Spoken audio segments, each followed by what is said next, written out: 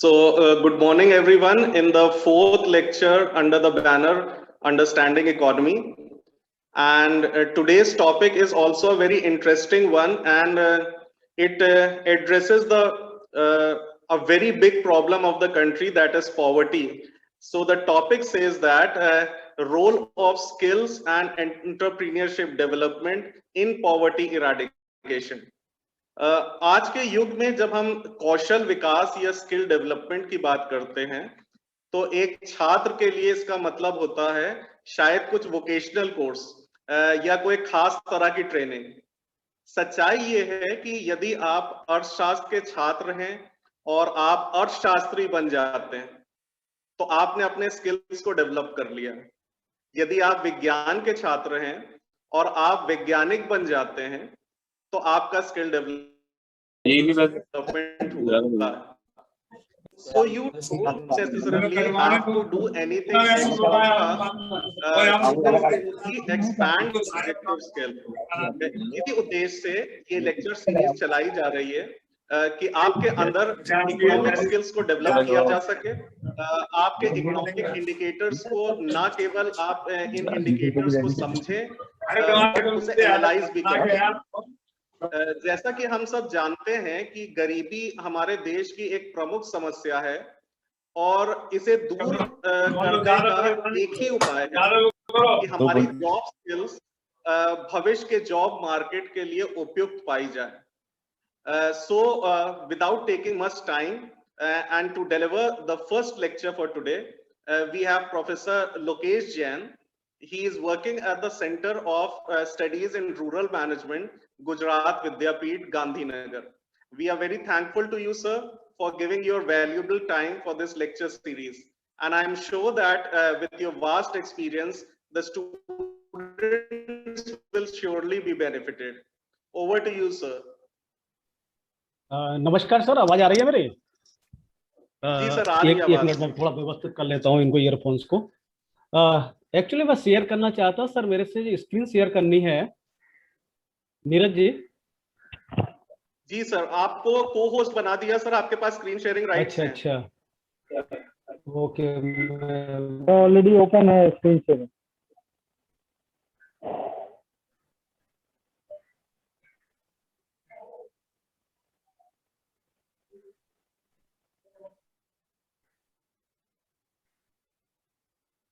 आपको स्क्रीन दिखाई दे रही है सर? जी सर, दिख रही है। Okay okay. नमस्कार सर। ये जो लेक्चर सीरीज है इकोनॉमिक्स डिपार्टमेंट द्वारा ऑर्गेनाइज की गई है, और मुझे जो अवसर मिला है यहाँ बात करने का, विद्यार्थियों के साथ में आप लोगों के साथ मिलने का, मैं धन्यवाद करना चाहूँगा डॉक्टर प्रशांत जी का, जो SRK कॉलेज में एसोसिएट प्रोफेसर हैं, डॉक्टर नीरज जी का, और शायद प्रिंसिपल साहब हमारे बीच में अभी इस समय नहीं है, SP सिंह साहब, मैं उनका भी धन्यवाद करना चाहता हूँ। और बहुत ही साधारण तरीके से अपनी बात को रखना चाहता हूँ। मित्रों, मैं ग्रामीण विकास प्रबंधन का विद्यार्थी रहा हूँ, और इस दृष्टि से जो गरीबी है, गरीबी निवारण के जो उपाय हैं, और उनमें जो कौशल्य और उद्यमता की जो भूमिका है एंटरप्रेन्योरशिप की, वो क्या हो सकती है, देखने का प्रयास किया है। और उसी चीज को मैं आपके साथ मित्रों रखना चाहता हूँ। कुछ चीजें हैं जो मैं आपसे आज सीखूंगा, भी बात भी करूंगा, अगर संभव होगा नीरज जी, तो विद्यार्थी की अगर कुछ जिज्ञासाएं होंगी, अगर कम्युनिकेट होगा, तो उनके साथ में बात करना पसंद करूंगा। ठीक है सर? बिल्कुल सर। मैं अपनी बात रखना चाहता हूँ, एक छोटी सी शुरुआत करता हूँ इस चीज को लेकर। गरीबी एक्चुअल में क्या है?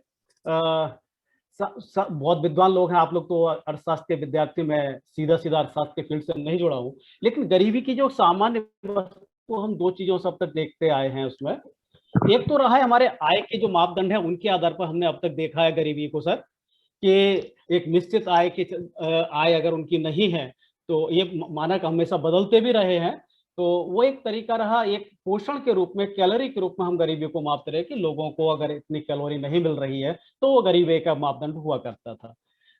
इस तरह से हम गरीबी, अभी जो हम एक देख रहे हैं, हमारे जो बच्चे समझ पा रहे हैं BPL APL का जो कंसेप्ट है, बिलो पॉवर्टी लाइन और एबव पॉवर्टी लाइन, उसके द्वारा भी हम इस चीज को समझने का प्रयास करते रहे हैं। लेकिन मैं ये मान के चल रहा हूँ सर, ये कि गरीबी जो है एक सापेक्ष कंसेप्ट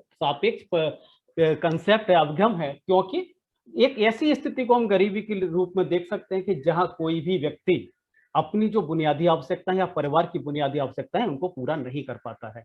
मैं दूसरी स्लाइड्स पर जाने से पहले मैं आप लोगों के साथ उन मुद्दों को रखना चाहता हूं कि गरीबी आखिर होती किस कारण से आती है। हालांकि मेरा सब्जेक्ट है या नहीं, पर लेकिन जो स्किल्स और उद्यमता की जब मुझे बात करनी है, वहां तक जब मुझे पहुंचना है, तो मैं उन मुद्दों को आपके साथ थोड़ा सा डिस्कस करना चाहूंगा, रखना चाहूंगा। डिस्कस तो आप करेंगे सर। मैं गरीबी क्यों होती है, क्यों है, इसके ये जो परिवेश बना है किन कारणों से बना है, जो कि मुझे अपने मुख्य विषय पर ले जाएगा। तो ये मुद्दे जो आप देख रहे हैं मित्रों, विद्यार्थी दोस्त हैं, नीरज जी, मैं थोड़ा सा जानना चाहता हूँ मुझे कितना टाइम मिला है इस बात करने के लिए, मैं उस हिसाब से अपनी बात को पूरा करूंगा। Neeraj sir, sir, you have 45 minutes. Okay okay, that no problem. मेरी आवाज आ रही सर? Thank you. बिल्कुल आ रही सर, मैं सुन पा रहा हूँ, मेरी आवाज भी आप सुन पा रहे होंगे। तो गरीबी क्यों है, तो इसका पहला जो कारण हम देखते हैं। मैं सर एक चीज और बता दूं, मैं रिसर्च से जुड़ा हुआ एक विद्यार्थी हूँ, और यूपी में भी जब मैं विद्यार्थी काल में था उस समय मेरा रिसर्च से जुड़ा मथुरा का एक एरिया है। मथुरा में बंदी करके एक गांव है दाऊ जी के पास में, और उसी के पास एक गांव है वसई।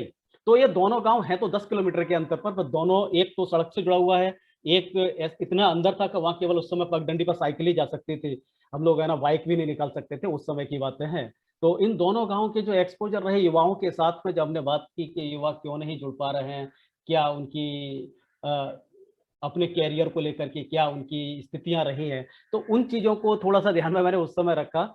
और अभी जो आदिवासी विस्तार के जो गांव हैं उनके साथ जब काम किया लोगों के साथ में, बच्चों के साथ, तो कुछ चीजें निकल करके आई। तो ये जो मुद्दे आप देख रहे हैं स्क्रीन पर मित्रों, विद्यार्थी दोस्तों, कि रोजगार के जहाँ पर्याप्त साधन नहीं है इसलिए वहां गरीबी है, या एक शब्द जो मैंने यहाँ रखा है पोषणक्षम आजीविका। आजीविका तो है हमारे पास, या आजीविका की कुछ जो चीजें हैं वो वहां दिख रही, लेकिन उनसे हमारी वो जरूरतें उस रूप में संतुष्ट नहीं हो पा रही हैं, हमें वो चीजें नहीं मिल पा रही हैं, उसके लिए हमारे पास मार्गदर्शन नहीं है। मैं आपको एक चीज और बता दूं सर, कि मैं भी आपके ही विस्तार से बेसिकली बिलोंग करता हूं। बर्थ प्लेस जो है मेरा, जो एजुकेशन का रहा है वो यही पश्चिमी उत्तर प्रदेश रहा है। तो मैं जानता हूं मैं जिन परिस्थितियों में गुजरा हूं, आज मेरे जो विद्यार्थी मित्र शायद उस तरह की परिस्थितियों में जी रहे होंगे। तो गरीबी का एक जो युवाओं के सामने जो चैलेंज है, जो मुख्य कारण है, वो है उचित मार्गदर्शन, सलाह सूचन, मदद उस समय जहां उन्हें चाहिए वो ना मिलना है। तीसरी बात जब मैं आता हूं उस चीज पे कि आज जो समाज जिस तरह का डेवलप हो रहा है, कि वहां लोगों के पास कुशलताएं नहीं है, स्किल्स नहीं है। हम पढ़ रहे हैं, सारी चीजें हैं, लेकिन जो जिस स्किल्स के सारे हमें जीना है, जीवन निर्वाह करना है, वो स्किल्स हम अपने आप में इनकलकेट नहीं कर पा रहे हैं। या जिनके पास स्किल्स हैं, जिस समाज के उन वर्ग के पास में, तो उन स्किल्स का अपग्रेडेशन नहीं हो रहा है, एडवांसमेंट नहीं हो रहा है, जो हमारी समाज की वर्तमान जरूरत है। शायद उस कारण से वो गरीबी की स्थिति में जीने को विवश है।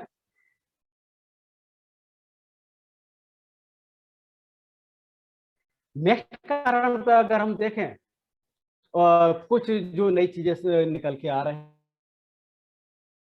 वो बन तो बन रहे हैं, लेकिन हमें क्या करना, कैसे करना, जिसको इन्हें नया एक नाम देने की कोशिश की है, नए विचारों की खेती का अभाव। हमारे अंदर, अपने अंदर कल्टीवेट नहीं हो रहा है कि हम कुछ नया करें, कुछ नया सोचें, कुछ लीक से अलग हटकर सोचें, जो कि हमें समाज में जो हमारा बाजार है, जो अर्थव्यवस्था है, उसमें हमें स्थापित कर सके। वो चीजें नहीं, हमारा रुझान कहाँ है, नकल की ओर है, जो दूसरे कर रहे हैं हम उसको फॉलो अप कर रहे हैं। ये बात हमारी उद्यमता के बीच में आएगी कि ऐसे उद्यमी भी हैं, वो नए की जगह कुछ उन जगहों पे जाना चाहते हैं जो दूसरे लोगों ने किया है, जहां दूसरे लोग चले हैं, हम उनको फॉलो करते हैं। एक ऐसी हमारी मनोदशा यहाँ बनी हुई है कि जहां निराशा, कुछ सुसुप्त अवस्था में हम लोग आ चुके हैं। हमारे अंदर क्या है, उन क्षमताओं को हम नहीं पहचान, जोखिम लेने की ज्यादा हमारे की बात में कर रहा हूँ। विशेष करके ये जो मुद्दे मैंने बाहर लाने की कोशिश की है, वो ये है कि आज के युवा जोखिम लेने से डर रहे हैं। किस तरह की जोखिम की बात कर रहा हूँ मैं, बिल्कुल इकोनॉमिक ऑफ व्यू से बात करूं आपसे, तो मित्रों बात ये है कि हम सब लोग, पहला हमारा जो ऑप्शन वो क्या चाहते हैं, क्यों पढ़ रहे हैं, हमें एक अच्छी नौकरी मिले। नौकरी क्यों, सरकारी नौकरी मिले, प्राइवेट में मिले तो अच्छा पैकेज मिले, सिक्योर नौकरी मिले कि हमें बार बार वहां से निकलना ना पड़े। सब लोग चाह रहे हैं, ये बहुत ही कॉमन बात है, स्वाभाविक बात है जो यहाँ हो रही है। लेकिन क्या कितने ऐसे विद्यार्थी हैं जो ये चाहते हैं कि हम दूसरे लोगों को नौकरी दें, हम कुछ ऐसा करें जो कि उससे आगे हो, तो ये जो चीजें हमारे अपने अंदर जो विश्वास है क्यों नहीं कर पा रहे हैं, क्योंकि हम ये सोचते हैं हम अपने आप को सिक्योर महसूस नहीं कर रहे हैं, उस जगह पे सुरक्षित महसूस नहीं कर रहे हैं। तो एक जो गरीबी का एक कारण है वो ये है कि हम अपने ही क्षेत्र में जहां हम कुछ कर सकते हैं, एक तो उनकी पहचान नहीं कर पा रहे हैं, हम क्या कर सकते हैं, और दूसरा यह कि हमारे अंदर वो जो रिस्क लेने की बात है वो रिस्क नहीं ले पा रहे हैं।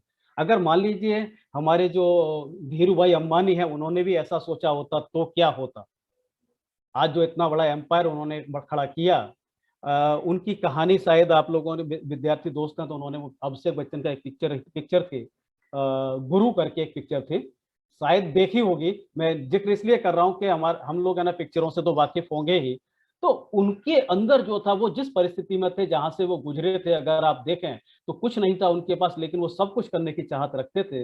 लेकिन था क्या उनके पास उसके लेकर के कि एक जो उनके अंदर जोश था, एक साहस था, हमें कुछ करना है, लीग से अलग हटके करना है, समाज से अलग हटके करना है, सबसे विरोध करके करना है, और लक्ष्य के प्रति एक समर्पण था। उसकी बात मैं आगे आप लोगों से करूंगा। तो नेक्स्ट जो मुद्दा मैं देखता हूं कि गरीबी क्यों है, पैसे की कमी या भोजन की कमी हमारी गरीबी का कारण नहीं है। गरीबी का कारण है हमारे अंदर आगे बढ़ने के उत्साह का न होना, हमारे अंदर आगे बढ़ने की अप्रेरणा का न होना कि हमें आगे बढ़ना है। ये हमारे गरीबी के कारणों को मैं देखता रहा हूं। और भी है जिन कारणों को मैं अगले स्क्रीन पर ला रहा हूं, आप देख पा रहे हैं। समाज का एक बहुत बड़ा दूषण जो खड़ा हो रहा है, भले आज प्रधानमंत्री जी नई शिक्षा नीति में बात करें या आत्म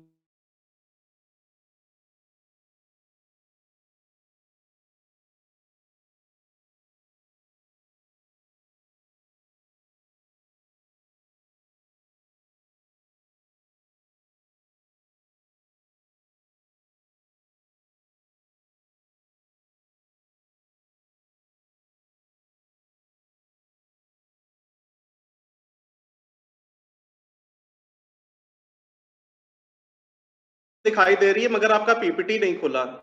पीपीटी खुला ही नहीं है। ओके, एक मिनट करता हूं। स्क्रीन तो दिख रही है, पीपीटी नहीं खुला। पीपीटी नहीं खुला है। एक सेकंड में सर करता हूँ, एक सेकंड सर चालू रखिएगा, क्योंकि पीपीटी नहीं खुलेगा तो लोगों को मजा नहीं आएगा थोड़ा सा।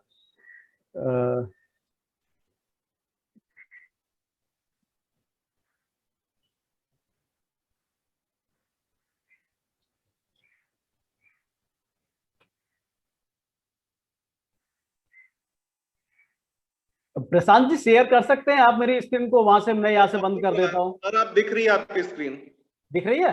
जी सर।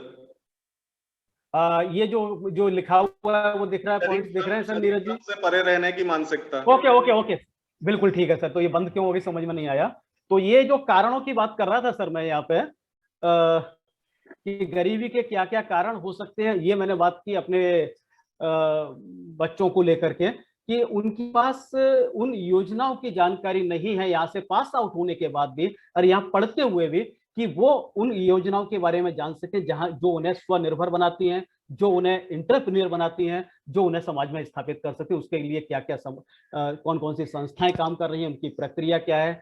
दूसरी बात ये भी है, जो वातावरण में जो देख रहे हैं वो ये है कि जो संस्थाएं हैं, सारे सिस्टम बने हुए हैं, लेकिन वो संस्थाएं सामने से युवाओं को प्रोत्साहित नहीं कर रही हैं, उनको आगे नहीं ला पा रही हैं, उनको अपने मिशन से नहीं जोड़ पा रही हैं। कई बार तो ऐसा मैंने देखा है कि योजनाओं की अगर हम वो प्रगति देखते हैं, सारे काम मार्च के लास्ट एंडिंग में, मार्च एंडिंग में होते हैं, उन्हें बजट को किसी तरह खपाना होता है, वो चीजें फिर एक अलग चीज बनती है, अदरवाइज वो लोगों तक पहुंचने की जहमत नहीं उठाते हैं। ठीक है, तो ये चीजें थी जो गरीबी के पीछे मुख्य कारण जो थे वो ये थे, जिनको मैं देख पा रहा था, कि शायद मेरे ख्याल से आप लोग इन चीजों से सहमत होंगे। अब मैं बात करता हूं कि इन गरीबी की स्थिति को निवारण करने में ऐसी कौन कौन सी चीजें जो हमारे लिए मददरूप हो सकती हैं। हमने टाइटल में जो मुद्दा लिया वो ये है कि कौशल विकास, उद्यमता विकास, ये हमारे लिए लाभदायक हो सकते हैं। तो कौशल्यों की जब मैं बात करता हूं तो मैं आपको अपने पुराने अतीत की ओर ले जाता हूं, जो भारत का पुराना अतीत था। शायद आप सभी जानते हैं कि जो भारत है उसको कहा जाता था सोने की चिड़िया। शायद आप सहमत होंगे मेरी बात से कि भारत को सोने की चिड़िया कहा है। लेकिन आज हमें यह सोचना है, हमें उस लीक को पकड़ करके नहीं चलना है कि क्यों उन्हें सोने की चिड़िया कहा जाता है, ऐसी क्या चीज थी जिसके चलते उन्हें ऐसा कहा जाता था। हम ये भी कहते थे कि भारत में दूध और दही की नदियां बहती हैं, दैट मींस सब लोगों के पास पर्याप्त पोषण है, उनकी जरूरतों को पूरा करने के लिए पर्याप्त साधन है। इस तरह के विधानों का मतलब क्या हुआ करता था, तो मैं आपको बता दूं कि एक बार मैं पढ़ रहा था, नजीर की एक वो नज्म थी, उसमें लिखा था उन्होंने कि आगरा में जब एक स्थिति ऐसी बनी थी मुगल शासन काल में कि हमारे सारे हुनर टूटने लगे थे, तब उन्होंने जिक्र किया था उस समय कि 36 तरह के जो हुनर धारक हैं वो आज रो रहे हैं। दैट मीन्स हमारी जो स्थानिक व्यवस्थाएं जो थी वो इतनी सुदृढ़ थी उन कुशलताओं को लेकर के। कौन सी कुशलताएं? जो जीवन जीने के लिए जरूरी थी समाज के हर वर्ग के लिए। ये कुशलताएं ऐसी थी, जो स्किल्स की हम बात कर रहे हैं, कि परस्पर समाज की जरूरतों को पूरा करते हैं। एक ऐसा इकोनॉमिक्स था कि जहां सभी लोग एक दूसरे की जरूरतों को पूरा कर रहे थे। मैं उस इकोनॉमिक्स की बात कर रहा हूं, उस स्किल्स की बात कर रहा हूं। तो इन्हीं कुशलताओं के चलते हमारा समाज जो था जिनका कोई काम कहते हैं, बंगाल की जो जो हमारी मखमल है, एक डब्बे में जिसका जिसका कोई आज वो नहीं था। आगरा की जो है, क्या उसका कोई सानी है? फिरोजाबाद का कांच उद्योग है, उसका कोई सानी है? देहरादून की हम बात कर, देहरादून सहारनपुर की हम बात करते हैं, वहां जो काष्ठ उद्योग है उसका कोई सानी है? इवन देर हमारे जो सर्विस सेक्टर से जुड़े हुए जो लोग थे, जो कुशलताएं थी, क्या उनका कोई सानी है हमारे पास में? लेकिन हमने इन चीजों को साइड ट्रैक किया, हम इन चीजों को भूले, हम उनको उद्योगों के रूप में प्रस्तापित नहीं कर सके, हम उनको उद्योग के रूप में नहीं ला सके। तो ये चीजें थी, ये हमारे गरीब, ये इसके चलते हम देखें ये चीज हम रिवाइव कर पा रहे हैं नहीं कर पा रहे, ये हम देख सकते।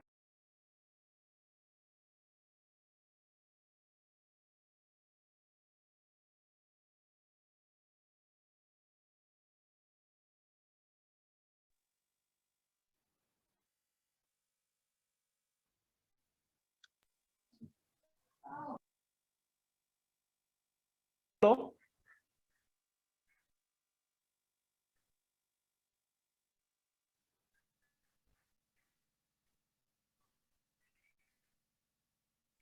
आ रही है सर? जी सर, आ रही है। क्या था नीरज जी? जी सर, करेक्ट कर लीजिए। करेक्ट कर लेता हूँ, वहीं पहुंचता हूँ जहां मैं था। तो बताना चाह रहा था कि ये जो चीजें हमारे यहाँ थी कि हमारे छोटे छोटे लघु उद्योग, कुटीर उद्योग, जिसमें सभी लोगों को रोजगार मिला हुआ था, एक स्वावलंबन की स्थिति थी, तो वो स्थिति आज खत्म हो रही है। हमारे अर्थशास्त्र के विद्यार्थियों को ये सीखना है, ये समझना है, क्योंकि जब तक अपने जो जो ज्ञान है उसका अनुबंध हम समाज के साथ नहीं करते हैं, तब तक उसका कोई मतलब नहीं है। तो हमें समाज में हम किस तरीके से उपयोगी हो सकते हैं स्वयं के लिए और समाज के लिए, तो हमें ये सीखने की कोशिश करनी है सर कि हम किस तरह से हम अपने समाज को आगे ला सकते थे, तो उनमें हमारा क्या भूमिका हो सकती थी। ये जो संयोजन था वो हम यहाँ देख रहे थे। आज ऐसा क्यों हो रहा है, क्यों हम इससे अलग हो रहे हैं, ये भी एक स्थिति को देखने का प्रयास किया है, क्योंकि ये गैर स्वाभाविक अस्वाभाविक कोई भी चीज नहीं है हमारे यहाँ। हम जो देख रहे हैं कि क्यों हमारे कारीगरों के बच्चे, जो हुनर धारक हैं, उनके बच्चे उनके हुनर से नहीं जुड़ना चाहते, क्यों हमारे विद्यार्थी श्रम साध्य कार्यों से नहीं जुड़ना चाहते, इसका कारण क्या है? इसके चलते हमारी कहीं जो समाज व्यवस्था है वो कहीं जिम्मेदार है कि अगर हमारा कोई भी बच्चा अपना खुद का उद्योग करके, अपना कोई भी उद्यम या साहस करके आगे आता है, तो सामाजिक रूप से अगर हम देखें तो बहुत सारी उसे कठिनाइयां झेलनी पड़ती हैं, जबकि नौकरी जैसी जो चीज है वहां पे वो अपने आप को समाज में सिक्योर मानता है। एक और जो गरीबी का कारण कह रहे हैं, बेरोजगारी बढ़ी है, पहले गरीबी का कारण हुआ था अशिक्षा।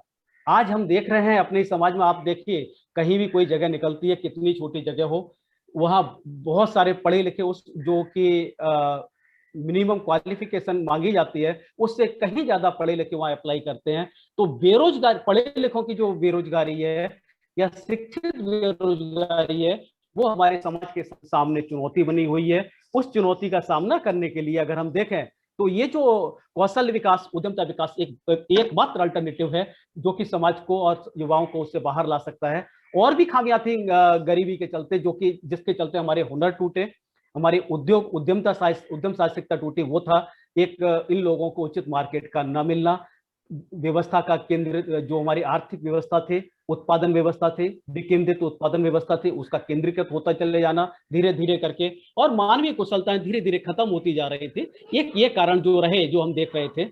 हालांकि हमारे समाज में 3 तरह की जो संपन्नताएं हमारे पास थी, और कहीं कहीं आज अगर आप ग्रामीण विस्तार में जाकर के देखें, जहाँ तथाकथित विकास और तथाकथित ये जो चीजें नहीं पहुंच पाई हैं, तो ये 3 संपन्नताएं आपको देखने को मिलेंगी जो कि अभी भी हमारी आशा की किरण है। पहली संपन्नता है कि हमारे समाज के पास जीवन निर्वाह के लिए क्या क्या चीजें जरूरी हैं, उसकी एक सूझबूझ है।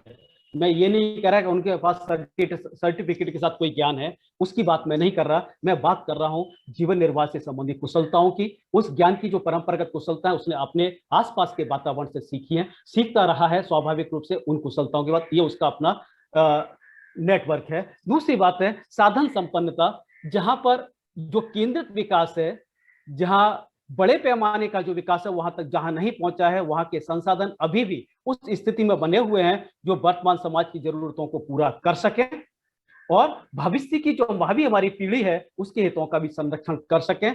इस तरह के संसाधन बचे हुए हैं, पर जहां समस्याएं बनी है तो थोड़े समय भले ही वहां प्रॉस्पेरिटी दिखती हो आर्थिक रूप से, लेकिन वहां ये स्थिति निकट भविष्य में आ जाती है कि हम उन कुशलताओं को एक्शन में नहीं बदल सकते, क्योंकि हमारे पास वो साधन संसाधन सबके लिए सुलभ नहीं हो पाते हैं। तो ये संपन्नता हमारे समाज के पास थी। तीसरी जो बहुत बड़ी बात थी, जो हमारे नैतिक मूल्यों को हमारे समाज से जोड़ती है, हमारे विद्यार्थी वर्ग को भी जोड़ती है, वो थी मर्यादा संपन्नता। हमारा स्वयं का अनुशासन हुआ करता था, हम उस संसाधनों का उपयोग किस तरह से, किस मात्रा में, किस रूप में करें। हम ये समझते थे कि अगर हम ही सारा उपयोग कर लेंगे तो समाज का जो दूसरा वर्ग है वो किस मात्रा में उपयोग करेगा। तो ये जो स्थितियां थी ये समाज को हमें उस तरफ ले जा रही थी। मैं यहाँ बात थोड़ा सा शेयर करना चाहूंगा उन चीजों को। मैं स्वयं एक गांधी द्वारा स्थापित एक संस्था में काम कर रहा हूँ, गांधी विचारों से प्रभावित भी हूँ थोड़ा सा, और उन चीजों को आप, क्योंकि मैं ही प्रभावित नहीं हूँ, हमारे जो प्रधानमंत्री जी हैं, आप अगर देखें उनकी अभी जो पिछले 5 सालों में जितनी भी योजनाएं आई हैं, भले ही वो स्वच्छता कार्यक्रम रहा हो, भले उनके कौशल विकास कार्यक्रम रहे हो, आत्मनिर्भर भारत की बात रही हो, या नई शिक्षा नीति 2020 की बात रही हो, उन सब में कहीं न कहीं गांधी जी का जो अभिगम है, जड़ों से जोड़ने वाला जो अभिगम है, जिस स्वराज की बात वो उस समय करते थे, उस स्वराज का जो अभिगम है, मैं बात कर रहा हूँ आजादी से पहले की, उनकी भले ही आप एक्सपेरिमेंट को देखें, पढ़ें, निवेदन है मेरा आप लोगों से, सेवाग्राम प्रोजेक्ट को आप पढ़ें, या गुरुदेव रविंद्र टैगोर का शांति निकेतन प्रोजेक्ट को अगर आप देखें शिक्षा के क्षेत्र में, तो वो जो आज की बुनियादी शिक्षा की बात जब हम नई शिक्षा नीति में करते हैं तो उन चीजों को देखें, तो अगर हम देखते हैं तो गांधी यहाँ जब बात रखते हैं तो कहते हैं कि हमें अपनी जरूरतों को पूरा करने के लिए आत्मनिर्भर बनना पड़ेगा। तो कौशल विकास की जरूरत हमारे यहाँ इसलिए भी पड़ती है कि हमें आत्मनिर्भर बनना है, ऐसी आजीविकाओं का विकास करना। मित्रों, में यहाँ इस चीज को कलर करना चाह रहा हूं कि वो किस तरह की आजीविका की बात करते हैं, किस तरह की कुशलताओं की बात करते हैं, किस लेवल पर कुशलताओं की बात करते हैं, वो 3 चीजों को देखते हैं। ये 1917 की बात है जब गांधी जी पहली बार भारत में आते हैं और उनसे गोखले जी जब कहते हैं कि भाई आप 1 साल मौन रहिएगा, कोई भी स्टेटमेंट भारत के बारे में मत कीजिए, आप भारत को घूमिए। तो भारत को घूमने के बाद उन्होंने 3 चीजों को जो फाइंड आउट किया, शोध किया, वो 3 शब्द थे कि हमारे जो प्रयास हैं कौशल विकास के या उद्यमता विकास के, उसमें सभी के लिए शुद्ध अन्न मिलना चाहिए, उसकी सुनिश्चितता होनी चाहिए, और इस तरह के प्रयास होने चाहिए जहां शुद्ध हवा और शुद्ध पानी मिले। क्या आप देख रहे हैं हमारी जो अर्थव्यवस्था है, हमारे जो आर्थिक प्रयास हैं, क्या उनमें शुद्ध हवा और शुद्ध पानी कहीं बचा है? क्या जमुना की बात कर लो या आप गंगा की बात कर लो, कि हमारे पास यहाँ उठने के लिए सुबह से लेकर हमारी प्रवृत्तियां हैं उसमें वो चीजें नहीं है। तीसरी बात जब वो करते हैं, जो मर्यादा संपन्नता की बात थी उसमें भी वो चीजें आई थी। ये स्टेटमेंट आपने सुना भी होगा कि हम प्रकृति से उतना ही है जितना कि हमारी जरूरत है, और जरूरतों को जब वो डिफाइन करते हैं तो वो कहते हैं आपकी जरूरतें दूसरों से ज्यादा नहीं हो सकती। आज समाज में हो क्या रहा है, जो ज्यादा पैसा, जिसके पास आर्थिक जो मनी अगर ज्यादा है, तो वो ये कहता है कि नहीं, मैं तो अपना पैसा खर्च कर रहा हूं, फिर साधनों का उपयोग कर रहा हूं, भले ही वो ऊर्जा के साधन हो, भले ही वो पानी के संसाधन हो, या हमारे, क्योंकि इसका प्रभाव हमारी उद्यमता में पड़ रहा है, हमारी विकेंद्रित व्यवस्था पे इसका प्रभाव पड़ रहा है। तो हमें इस चीज को यहाँ पे समझना होगा कि ऐसा क्यों हुआ है। तो गांधी जी के ये जो विचार हैं। तीसरी बात है, मैं प्रोफेसर साहब जो है हमारे प्रशांत जी हैं, नीरज जी हैं, उनके सामने भी रखना चाहूंगा। हमारा जो अर्थशास्त्र, हमारा जो मैनेजमेंट है, वो भी यही कहता है कि हम संसाधनों का कुशलतम उपयोग करें, महत्तम मैक्सिमम उत्पादन करें, maximum utilization of the resource की बात करते हैं, लेकिन गांधी यहाँ बात करते हैं optimum utilization of the resources. Gandhi बात करते हैं नो मास प्रोडक्शन, बस बट प्रोडक्शन बाय मास। महत्तम उत्पादन की समाज को जरूरत नहीं है आज, मैक्सिमम प्रोडक्शन की जरूरत नहीं है। जरूरत यह है कि महत्तम व्यक्ति उस उत्पादन प्रक्रिया में जुड़ सकें सीधे तौर पर, एक दूसरे की आवश्यकताओं संतुष्ट करते हुए। तो प्रोडक्शन बाय मास अगर आता है, वो प्रोडक्शन बाय मास आने के लिए जो हमारे पास एक जो टूल है वो क्या है हमारे पास, स्किल्स है, उद्यमता विकास है, वो एक चीज है। तो इसके लिए शरीर श्रम का अनिवार्य है। वो कहते हैं, उन्होंने ये जो सेंटेंस लिया है, जो बिना मेहनत के खाता है वो चोरी का अन्न खाता है, वो बाइबल से लिया हुआ उनका सेंटेंस है। और ये शिक्षा नीति की जो बात मैं आपसे कर चुका हूँ 3H के जरिए, हैंड, हार्ट एंड हेड। शिक्षा जो आप सीख रहे हैं, विद्यार्थियों से मेरा निवेदन है वो 3 शब्दों को समझें कि हमारी शिक्षा में जो हमारे नीरज जी ने बात कही थी शुरुआत में, मैं पुनः उस चीज को, बहुत ही अच्छी बात कही थी कि हम अपने जो ज्ञान है, हम जो सीख रहे हैं, वो उसे हम अपने लिए और समाज के लिए किस तरह से उपयोगी बना सकते हैं, उसकी यहाँ बात है। तो हैंड का मतलब है कि हम जो कुछ सीखें उससे हमारे हाथों से हमारा मतलब, उन्होंने कहा अगर हम मान लीजिए इकोनॉमिक्स की दृष्टि से कुछ ऐसे एनालिसिस सीखते हैं तो वो एनालिसिस हम उनको, वो हमारी कुशलताएं हैं। तो वो हैंड का मतलब हमारा वो, ऐसा नहीं कि शरीर श्रमी हो, शरीर श्रम की तो चीजें हैं जो कि हमारे लिए, हमारे विषय के लिए उपयोगी हैं। हेड की बात है, हमारी लॉजिकल तार्किक शक्ति हमारी बढ़े, वो हेड है। हमारा विवेक बढ़े, वो हेड है। हम ये नहीं है कि हम तो सब कुछ ले लें, हमारे पास मैक्सिमम प्रॉफिट बढ़े, हम कब तक काट की हांडी को उस पर चढ़ा सकते हैं? काट की हांडी एक बार ही चढ़ती है। तो हमें ये देखना पड़ेगा कि हमारे सह अस्तित्व के लिए क्या जरूरी है। ये विवेक हमें अपनी आर्थिक क्रियाओं में, हमारे स्किल्स की क्रियाओं में हमें यहाँ रखना होगा। तीसरी बात है हार्ट, संवेदना की बात है। हम जो कुछ कर रहे हैं, अपने ज्ञान का जहां कहीं भी हम उपयोग कर रहे हैं, जिस स्किल्स को हम डेवलप कर रहे हैं, क्या वह मानवीय आवश्यकताओं की संतुष्टि करती है? क्या हम ये देखते हैं कि हमारा है किस तरह, किसी भी गरीब आदमी के लिए, गरीब का मतलब वो नहीं है, गरीबी की बात है, मैं बात करता हूं हमारा कोई भी व्यवहार, भले ही वो उत्पादकीय व्यवहार है, भले ही वो आय उपार्जन का व्यवहार है, ठीक है ना, भले ही हमारे कंजम्पशन का व्यवहार है, हमारा कोई भी व्यवहार वंचित वर्ग के, हाशिए पर आए हुए जो लोग हैं, वंचित वर्ग के जो लोग हैं, उनको कितना लाभ पहुंचा सकता है, उनके लिए कितना उपयोगी हो सकता है। अगर हमने यह तय कर लिया तो हमारा जो अर्थशास्त्र का पढ़ना, अर्थशास्त्र का समझना सफल है। सफलता इसमें नहीं है कि हम लोगों से किस तरह से ज्यादा से ज्यादा प्रॉफिट कमा सकें, सफलता हमारी ये है कि हम लोगों को किस तरह से महत्तम संतुष्टि प्रदान कर सकें। हालांकि मार्केटिंग का भी ये कंसेप्ट रहा है, कंज्यूमर सेटिस्फेक्शन जब बात की, फिलिप कोटलर बात करते हैं मार्केटिंग के चलते कि हम जब तक ये 7वां मुद्दा उन्होंने इसको डाला था कंज्यूमर सेटिस्फेक्शन, और इसके बाद गांधी उस समय कर जाते हैं 3H के रूप में, मानवीय सब। एक और तो आपको मैं बात करूं, अभी आपने एक पिक्चर देखा होगा पैडमैन करके, जो अक्षय कुमार का पिक्चर था, क्यों बना, क्यों इस तरह की स्किल्स की बात आई, क्यों इस तरह की उद्यमता की बात आई? बहुत सारे उद्योग हो सकते थे, हम क्या चयन करें? विद्यार्थियों के पास एक प्रश्न होता, हम करें क्या? तो हम यहाँ हर्ट की जो गांधी बात करते हैं, हर्ट से, तो वही है कि हम मानवीय संवेदनाओं की, मानवीय आवश्यकताओं से जुड़ी हुई चीजें हैं, हम ऐसी चीजों को क्यों नहीं चुन सकते? तो ये जो चीजें हैं वो हमारे समाज को मजबूत करती हैं। इसके साथ अब मैं बात करना चाहता हूं आपके साथ कि उद्यमता कौशल विकास को लेकर के कौन कौन से घटक हैं जो हमारे आज के इसमें अब उद्यमता विकास में अवरोधक हैं। जिस मुद्दों को लेकर मुझे कहा गया है, मैं उन चीजों के बारे में आपसे बात करता हूं। ये स्क्रीन आप देख रहे हैं, स्क्रीन में नीरज जी स्क्रीन दिख रही है ना सर? जी सर, स्क्रीन दिख रही है। नीरज सर स्क्रीन दिख रही है सर। उद्यम का विकास, उद्योग साहसिकता विकास, मैं बिल्कुल ये मेरे अपने अनुभवों पर आधारित है। जब मैं लोगों से मिला, युवाओं से मिला, विविध शोध कार्यों के चलते आदिवासी विस्तार में भी मिला, उनकी भी बात मैं आप लोगों से करूंगा आगे जाकर के कि पढ़े लिखे लोगों के साथ में मुझे क्या देखा, क्या होता है, ये मैं देख पा रहा हूँ कि जो व्यक्ति हैं, जो एक परिभाषा मैंने यहाँ पे देने का प्रयास किया है कि उद्योग साहसिक है कौन। जो नहीं है कि जो चिल्ला चालू रूप से चलता है या मजबूरी में आ गए हम तो पढ़ लिए। होता क्या है, मैं भी पढ़ा सर, पहली बार ये देखा करना क्या है, पहले मुझे नौकरी मिल जाए। नौकरी की मेरी जब तक उम्र रहती है 27-28 साल तक कि मुझे सरकारी नौकरी जहां तक मिल सकती है, मैं उसमें पड़ा रहता हूँ, कोई और विचार नहीं करता। फिर थक हार करके किसी ऐसे काम में स्वरोजगार में जुड़ता हूँ जिसके मैंने कभी सोचा भी नहीं था। ठीक है, जो मिल गया, जहां जो कर रहे हैं, फिर उससे भी संतुष्ट हो जाता है। ये हमारी स्थिति नहीं है, युवाओं को ये नहीं करना है। हमें क्या करना है, अपने आसपास के वातावरण से उन कार्य और अवसरों की शोध करनी है और उनको रेस्पॉन्ड करना है कि हम उसमें क्या कर सकते हैं। हर चीज को आशात्मक दृष्टि से देखना है, नकारात्मक दृष्टि से नहीं देखना है। एक छोटा सा एग्जांपल मैं कई बार विद्यार्थियों से शेयर करता हूं कि 2 लोगों को एक कंपनी ने साउथ अफ्रीका भेजा और कहा भाई हम लोग चप्पल बनाना है हम लोगों को, और आप लोग जाके देखिए क्या अपॉर्चुनिटी है।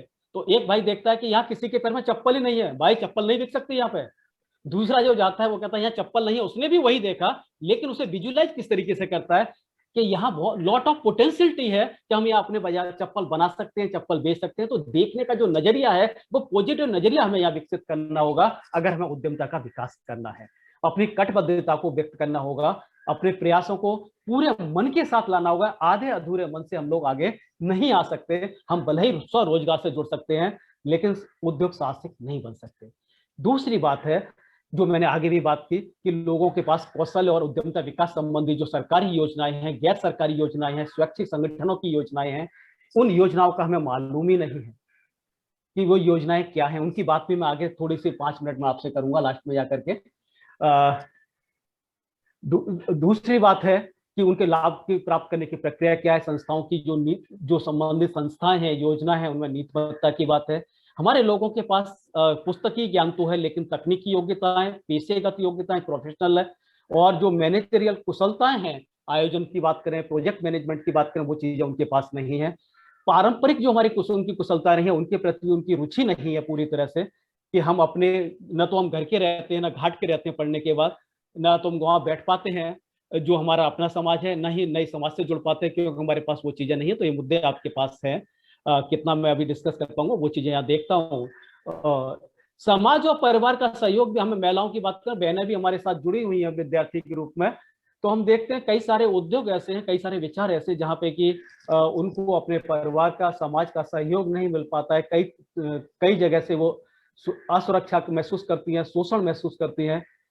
जो इंफ्रास्ट्रक्चर है कई विस्तारों में, ग्रामीण और पिछले विस्तारों की बात करता हूँ, आदिवासी विस्तारों की बात करता हूँ, हम शहर में है फिरोजाबाद या आगरा की बात हम करें, लेकिन जो हमारे गांव हैं वहां पर वो उतने गुणवत्तापूर्ण हमारे पास इंफ्रास्ट्रक्चर नहीं है जहाँ के हम अपने उद्योगों को विकसित कर सकें। ये उद्योगता विकास में बहुत बड़ी खामी है।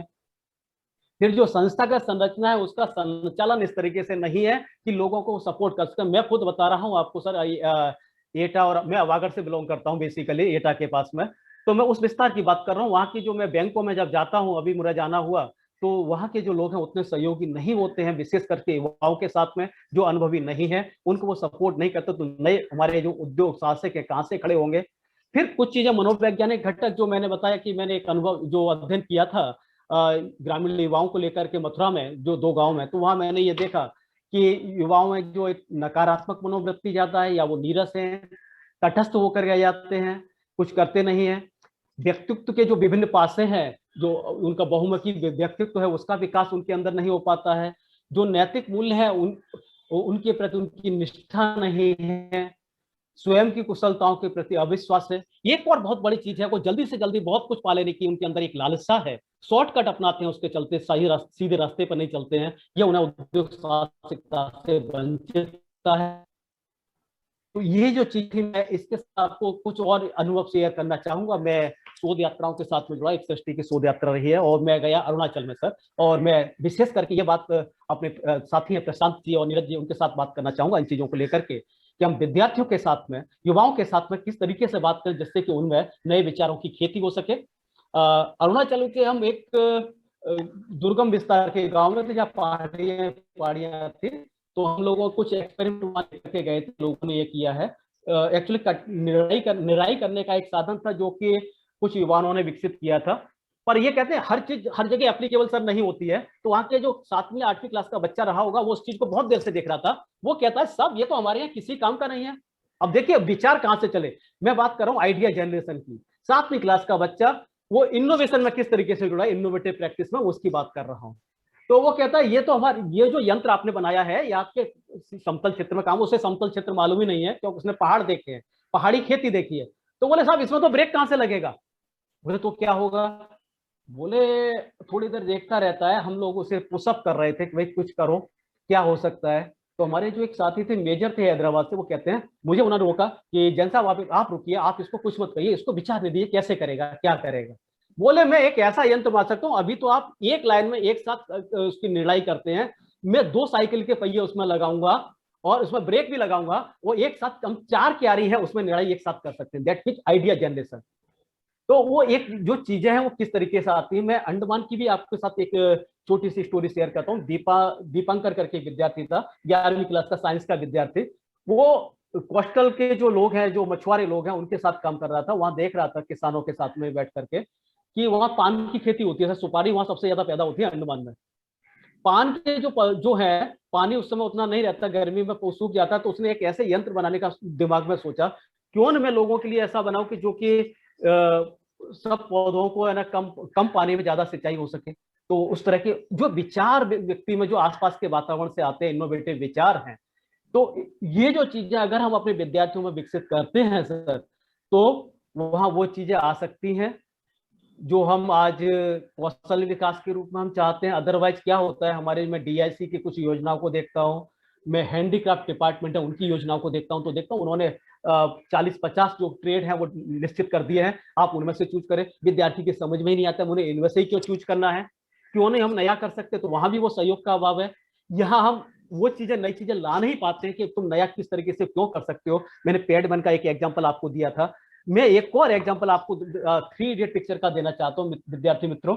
आपने देखा होगा पूरी पिक्चर वो एक मैसेज छोड़ करके जाती है, सॉरी आमिर खान की जो पिक्चर है, कि हम डिग्री के लिए नहीं पढ़ना है, हमें हमें कुछ सीखने के लिए, कुछ करने के लिए पढ़ना है। और लास्ट में आप देखते हैं जो रेंचो करके जो व्यक्ति है, वो कितने सारे पेटेंट अपने करा लेता है अपने नाम पर, और जब दूसरा जो बुक वॉर्म जो व्यक्ति है वो उनके पीछे दौड़ता है कि हम आपके साथ काम करेंगे। तो इस तरह की जो चीजें हैं वो समाज के साथ अनुबंध, जिस तरीके की बात उन्होंने की है, तो वो सीखने जैसी है। जब हम कौशल विकास और उद्यमता विकास की बात हम करते हैं, तो कहाँ से सीखेंगे, कैसे सीखेंगे, एक ये चीजें हैं। हमें एक ऐसे समाज का निर्माण करना था कि जहां सुख, शांति और समृद्धि तीनों एक साथ हो।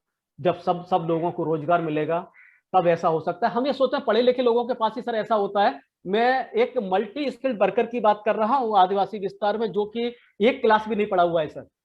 और मैं एक स्लाइड आपके सामने शेयर कर रहा हूँ, उसके पास जब मैं गया, हालांकि उसके पास बहुत ज्यादा पैसा नहीं है, लेकिन जब हुनर की बात करते हैं तो हुनर उसके पास कितना है वो मैं आपको बता दूं। एक मैंने शायद स्लाइड यहाँ रखी है, उसके पास स्किल्स देखिए, 7 टाइप ऑफ स्किल्स वो प्रैक्टिस कर रहा है, जानता ही नहीं है, वो प्रैक्टिस कर रहा है अपने जीवन को चलाने के लिए। कारपेंटर भी है सर, छोटा सा उसका घर है, उसने आसपास के घरों को, मैसन भी है वो लोहारी का भी काम कर रहा है, वो पशुपालन का भी काम कर रहा है, दूसरे भी छोटे मोटे जो काम है, जो खटिया का बुनना है या फिर दूसरी जो चीजें, इतने सारे वो काम कर रहा है। क्या था उसके पास, एक अनपढ़ व्यक्ति के पास जो चीजें मैंने देखी वो मैंने यहाँ उन मुद्दों को फाइंड आउट करने की कोशिश की। वो हार्ड वर्किंग है, उसके पास विजन है अपनी, अगर कहीं कमी है, अगर हमने अपने आप में कहीं स्कैर्सिटी महसूस कर ली है तो हम आगे जाने की काम करेंगे। तो उसके पास वो चीजें हैं, कुछ उसके दिमाग में नई नई डिजाइन इनोवेट होती है कि मैं कुछ नया लाऊं, पहले मैंने ये किया अब मैं ये कर रहा हूं। हम क्या करते हैं,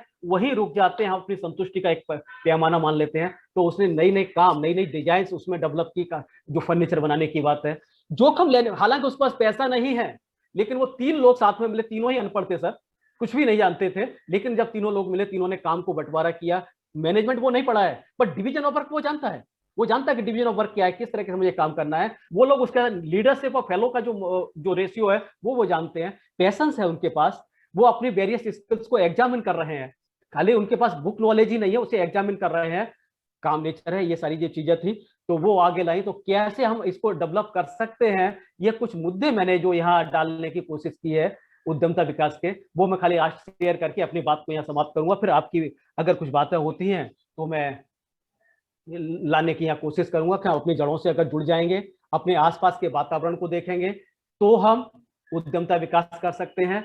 हमारा पैमाना जो है वो आय का ही पैमाना ना हो कि हमारी इनकम उससे कितनी हो रही है। हमें देखना ये है हम समाज की कितनी आवश्यकताओं की संतुष्टि कर पाते हैं, हम अपने हुनर से कितने लोगों को जोड़ पाते हैं। सर मैं बात कर रहा हूं आपके इसी पश्चिमी उत्तर प्रदेश की, स्वेटर बनाने का काम, जो सलाइयां जो चलती थी, कुरसियां जो चलती थी, आज कितनी जगह रह गई आप मुझे बता सकते हैं? बड़ी बड़ी फैक्ट्री के स्वेटर तो हम पहन लिए हम लोगों ने सर्दियों में, लेकिन आज वो जो हमारी कला है, जो हुनर है, वो खत्म हो गया। जहां हम 100-200 रुपए में बना लेते थे, सिर्फ उतना ही नहीं था, यहाँ पर बहनें एक दूसरे के साथ बैठ करके जब बुनाई पूछते थे, दूसरे जो उनके कंफ्यूजन होते एक दूसरे का शेयर करते थे, तब वहां एक दूसरे की स्थिति से वाकिफ होते थे, उन संवेदनाओं को इनकलकेट करते थे जो समाज के अस्तित्व के लिए जरूरी है। वो चीजें हमारे उस हुनर के साथ खत्म हो रही हैं। इसलिए मैं कहता हूं कि गरीबी को अगर हटाना है, सामुदायिकता, सौहार्द का विकास करना है, हमें अपनी आर्थिक स्थिति को सुदृढ़ करना है, तो हमें इन संवेदनाओं को पुनः अपने आर्थिक विचारों के साथ इनकलकेट करना होगा। तो ये एक चीज थी, हम आय के साथ हम नहीं देख सकते,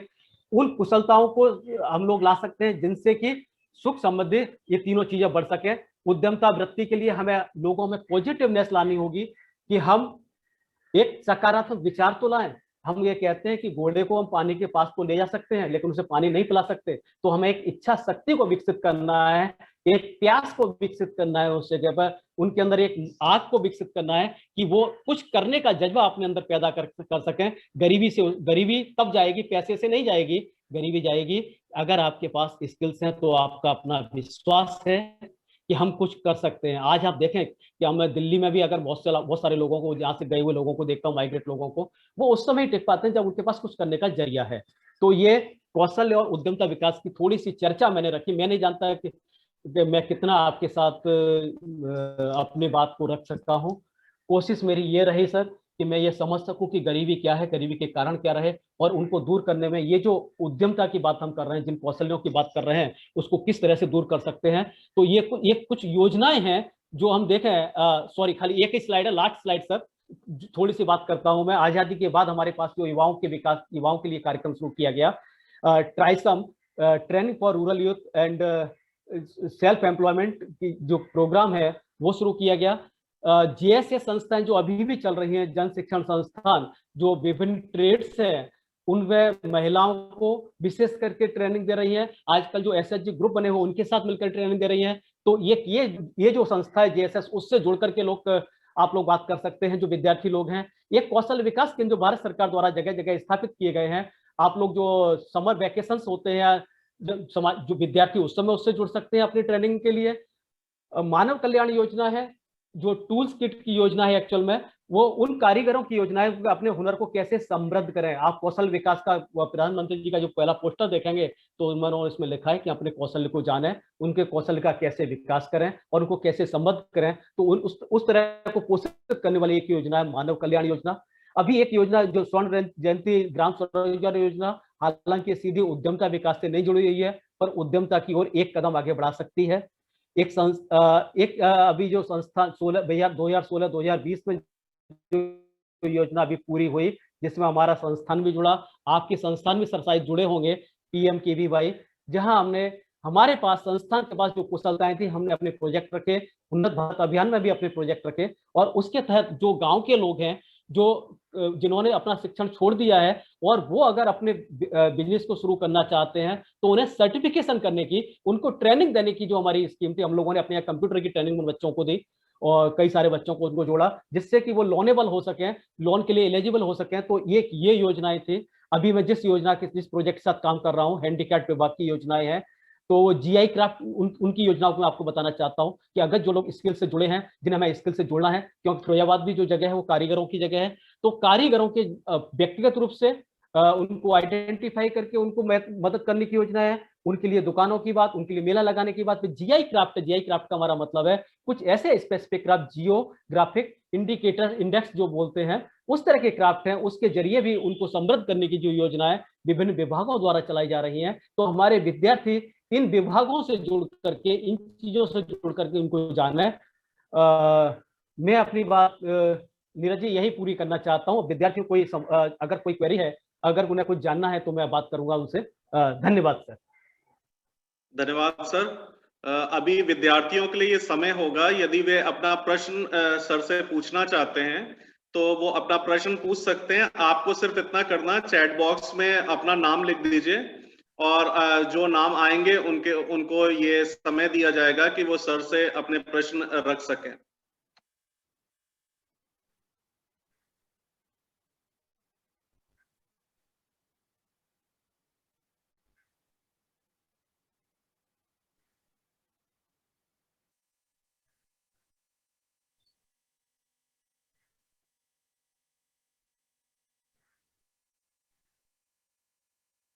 शायद नहीं दिख रहे हैं सर। ठीक है, बाद में बात कर सकते हैं सर आपके सेशन के एंड में। धन्यवाद सर, आपने बहुत ही विस्तार से अपनी बातों को रखा है और सही मानों में अगर कहा जाए तो आपने एक विजन रखा है कि देश को आत्मनिर्भर किस प्रकार से बनाना है। और जो खास बात है वो ये है, अगर हम लोग इकोनॉमिक टर्म्स में बात कर रहे हैं, इकोनॉमिक टर्म्स में हमें कहना चाहिए कि हम लोग दो तरह के वेरिएबल की बात करते हैं। डिपेंडेंट वेरिएबल, तक हम लोग एक डिपेंडेंट वेरिएबल की तरह अपना जीवन व्यापन करते आए हैं। अब हमें इंडिपेंडेंट वेरिएबल बनना है, क्योंकि इंडिपेंडेंट वेरिएबल की जो खास बात होती है वो ये होता है कि उस वेरिएबल की वजह से दूसरे वेरिएबल का मूल्यांकन संभव है। आज तक क्या होता आया कि हम डिपेंडेंट वेरिएबल बने, हमें जॉब्स चाहिए, हम दूसरों पे निर्भर हैं। तो आत्मनिर्भर बनने का समय है, और आपने बहुत ही सरलता से और बहुत ही अच्छे से अपनी बातों को रखा है। आपसे सर ये रिक्वेस्ट है कि स्टूडेंट्स की डिमांड आ रही थी कि ये स्लाइड्स आप शेयर कर दीजिएगा, तो स्टूडेंट्स के लिए ये बेनिफिशियल रहेगा।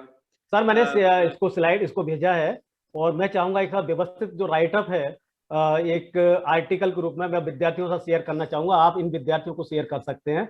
विद इन फ्यू डेज मैं उसको, एक वर्ड फाइल है, मैं उसको आपको भेज सकता हूँ सर। बिल्कुल sir, thank you very much. शायद मैं बोलने में उतना सही नहीं हो, पर मैं थोड़ा लिख करके विद्यार्थियों को अपनी बात समझा सकता हूँ। बिल्कुल सर, और हमें पूरी उम्मीद है कि आगे भी जब हमें आपकी आवश्यकता होगी तो आपका समय हम लोगों को मिल पाएगा। अब समय होगा हम लोगों का जो दूसरा लेक्चर है उसको सुनने का, और हमारे बीच में डॉक्टर जया गुप्ता हैं, and she is an assistant professor department of economics, Jawaharlal Nehru PG college, Etah. So it's time for you, ma'am, to deliver your lecture. Over to you, ma'am. Yeah, sir, I'm audible properly? Yes, ma'am, you are audible. Okay, thank you, sir. So, namaskar.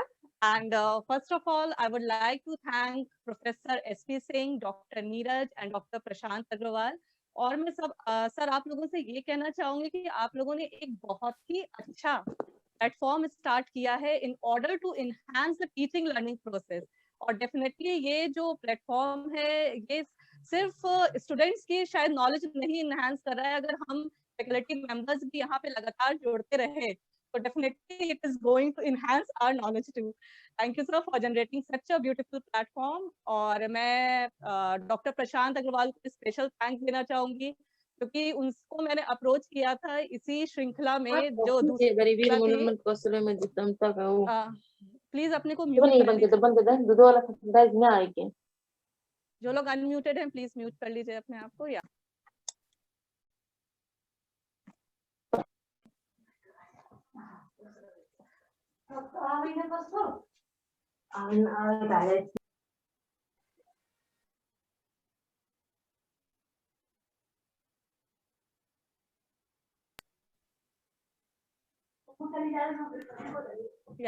Sir मेरी आवाज आ रही है?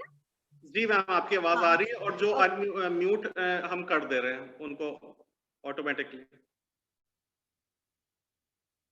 Actually मेरा भी mute हो जा रहा है साथ में। ओके, या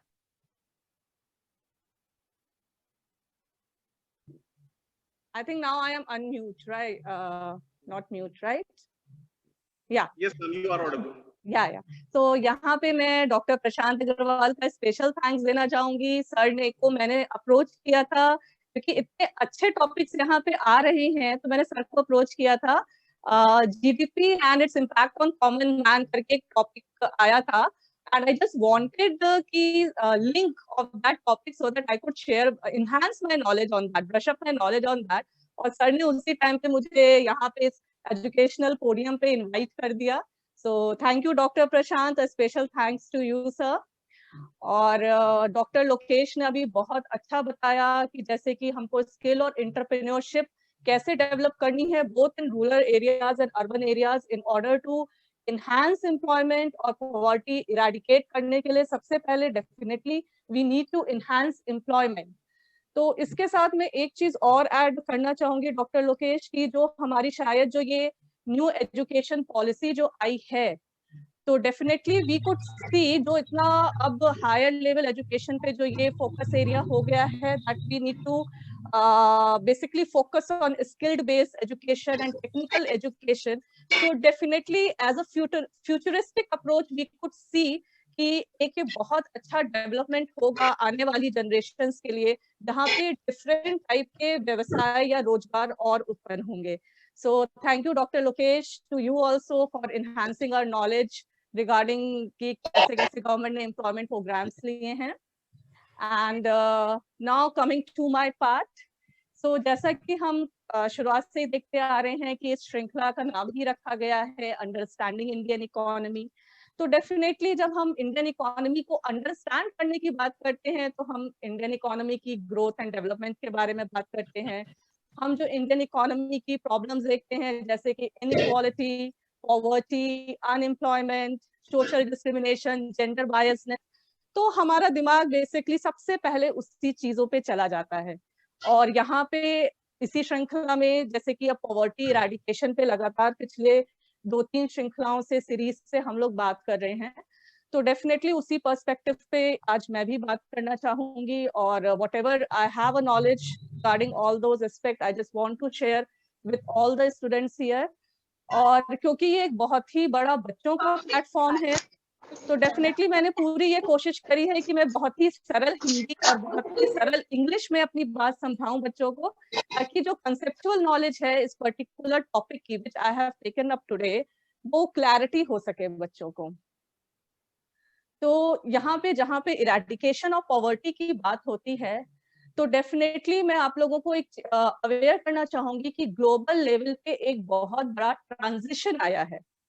और उसका थोड़ा बहुत, कि मैं पिछली श्रृंखला से भी जुड़ी थी, तो प्रोफेसर आलम ने थोड़ा बहुत उसके बारे में चर्चा करी थी और उन्होंने एक बहुत अच्छा स्टैटिस्टिकल डेटा हम लोगों को पॉवर्टी के बारे में दिया था। तो जो ये ट्रांजिशन आया है, ये बेसिकली आया है related to the estimation of poverty. अभी तक क्या चल रहा था कि हम एक यूनी डायमेंशनल अप्रोच को लेकर के, मतलब एक सिंगल अप्रोच को लेकर के हम पॉवर्टी को एस्टिमेट करते जा रहे थे। Now there has been a significant change, and now it is considered that poverty is not a parameter which we need to estimate only on one dimension, but we need to estimate on multiple dimensions। And definitely इसी perspective को लेकर के, इसी psychology को लेकर के एक index develop हुआ है, that is multi dimensional poverty index. और इसी के बारे में आज मैं विस्तार पूर्वक यहाँ पे इंफॉर्मेशन देना चाहती हूँ। ये इंडेक्स डेवलप हुआ है 2010 में, और इसको डेवलप करने वाली ऑर्गेनाइजेशंस हैं यूएनडीपी, और यूएनडीपी का आई थिंक स्टूडेंट्स को फुल फॉर्म मालूम होगा, United Nations Development Programme, and together with it is OPHI. OPHI का भी फुल फॉर्म मैं बता देती हूँ, ये भी एक इंटरनेशनल ऑर्गेनाइजेशन है जो कि ऑक्सफोर्ड यूनिवर्सिटी के अंदर वर्क करती है, that is Oxford poverty and human development initiative. तो ये दो ऑर्गेनाइजेशंस ने मिलकर के मल्टी डायमेंशनल पॉवर्टी इंडेक्स को बनाया है। और बेसिकली ये कंसिडर किया गया है कि now we don't have to measure poverty on the basis of unidimensional approach, but on the basis of multi dimensional approach. और सिंस 2010 जो ह्यूमन डेवलपमेंट रिपोर्ट निकल रही है, उसमें जो MPI है, मल्टी डायमेंशनल पॉवर्टी इंडेक्स जो है, वो एक मेन मापदंड है in order to assess the quality of life which the people are leading across the globe। तो मेरा आज का फोकस एरिया यही है, मल्टी डायमेंशनल पॉवर्टी इंडेक्स। तो definitely before going into the in depth of that what is multi dimensional poverty and what is this index और इसके benefit क्या हैं, और ये दूसरी डेवलपिंग और अंडर डेवलप्ड इकोनॉमीज को किस तरीके से बेनिफिट करेगी, उस इन डेप्थ में जाने से पहले I would just like to make you all understand कि पॉवर्टी क्या होती है, किस रूप में होती है, किस तरीके से पेनिट्रेटेड होती है किसी भी सोसाइटी में। तो जब हम पॉवर्टी की बात करते हैं, तो सबसे पहले एज अ लेमैन, क्योंकि यहाँ पे स्टूडेंट्स हैं, तो सबसे पहले एक स्टूडेंट के या एक इंडिविजुअल के दिमाग में सबसे पहले क्या आता है?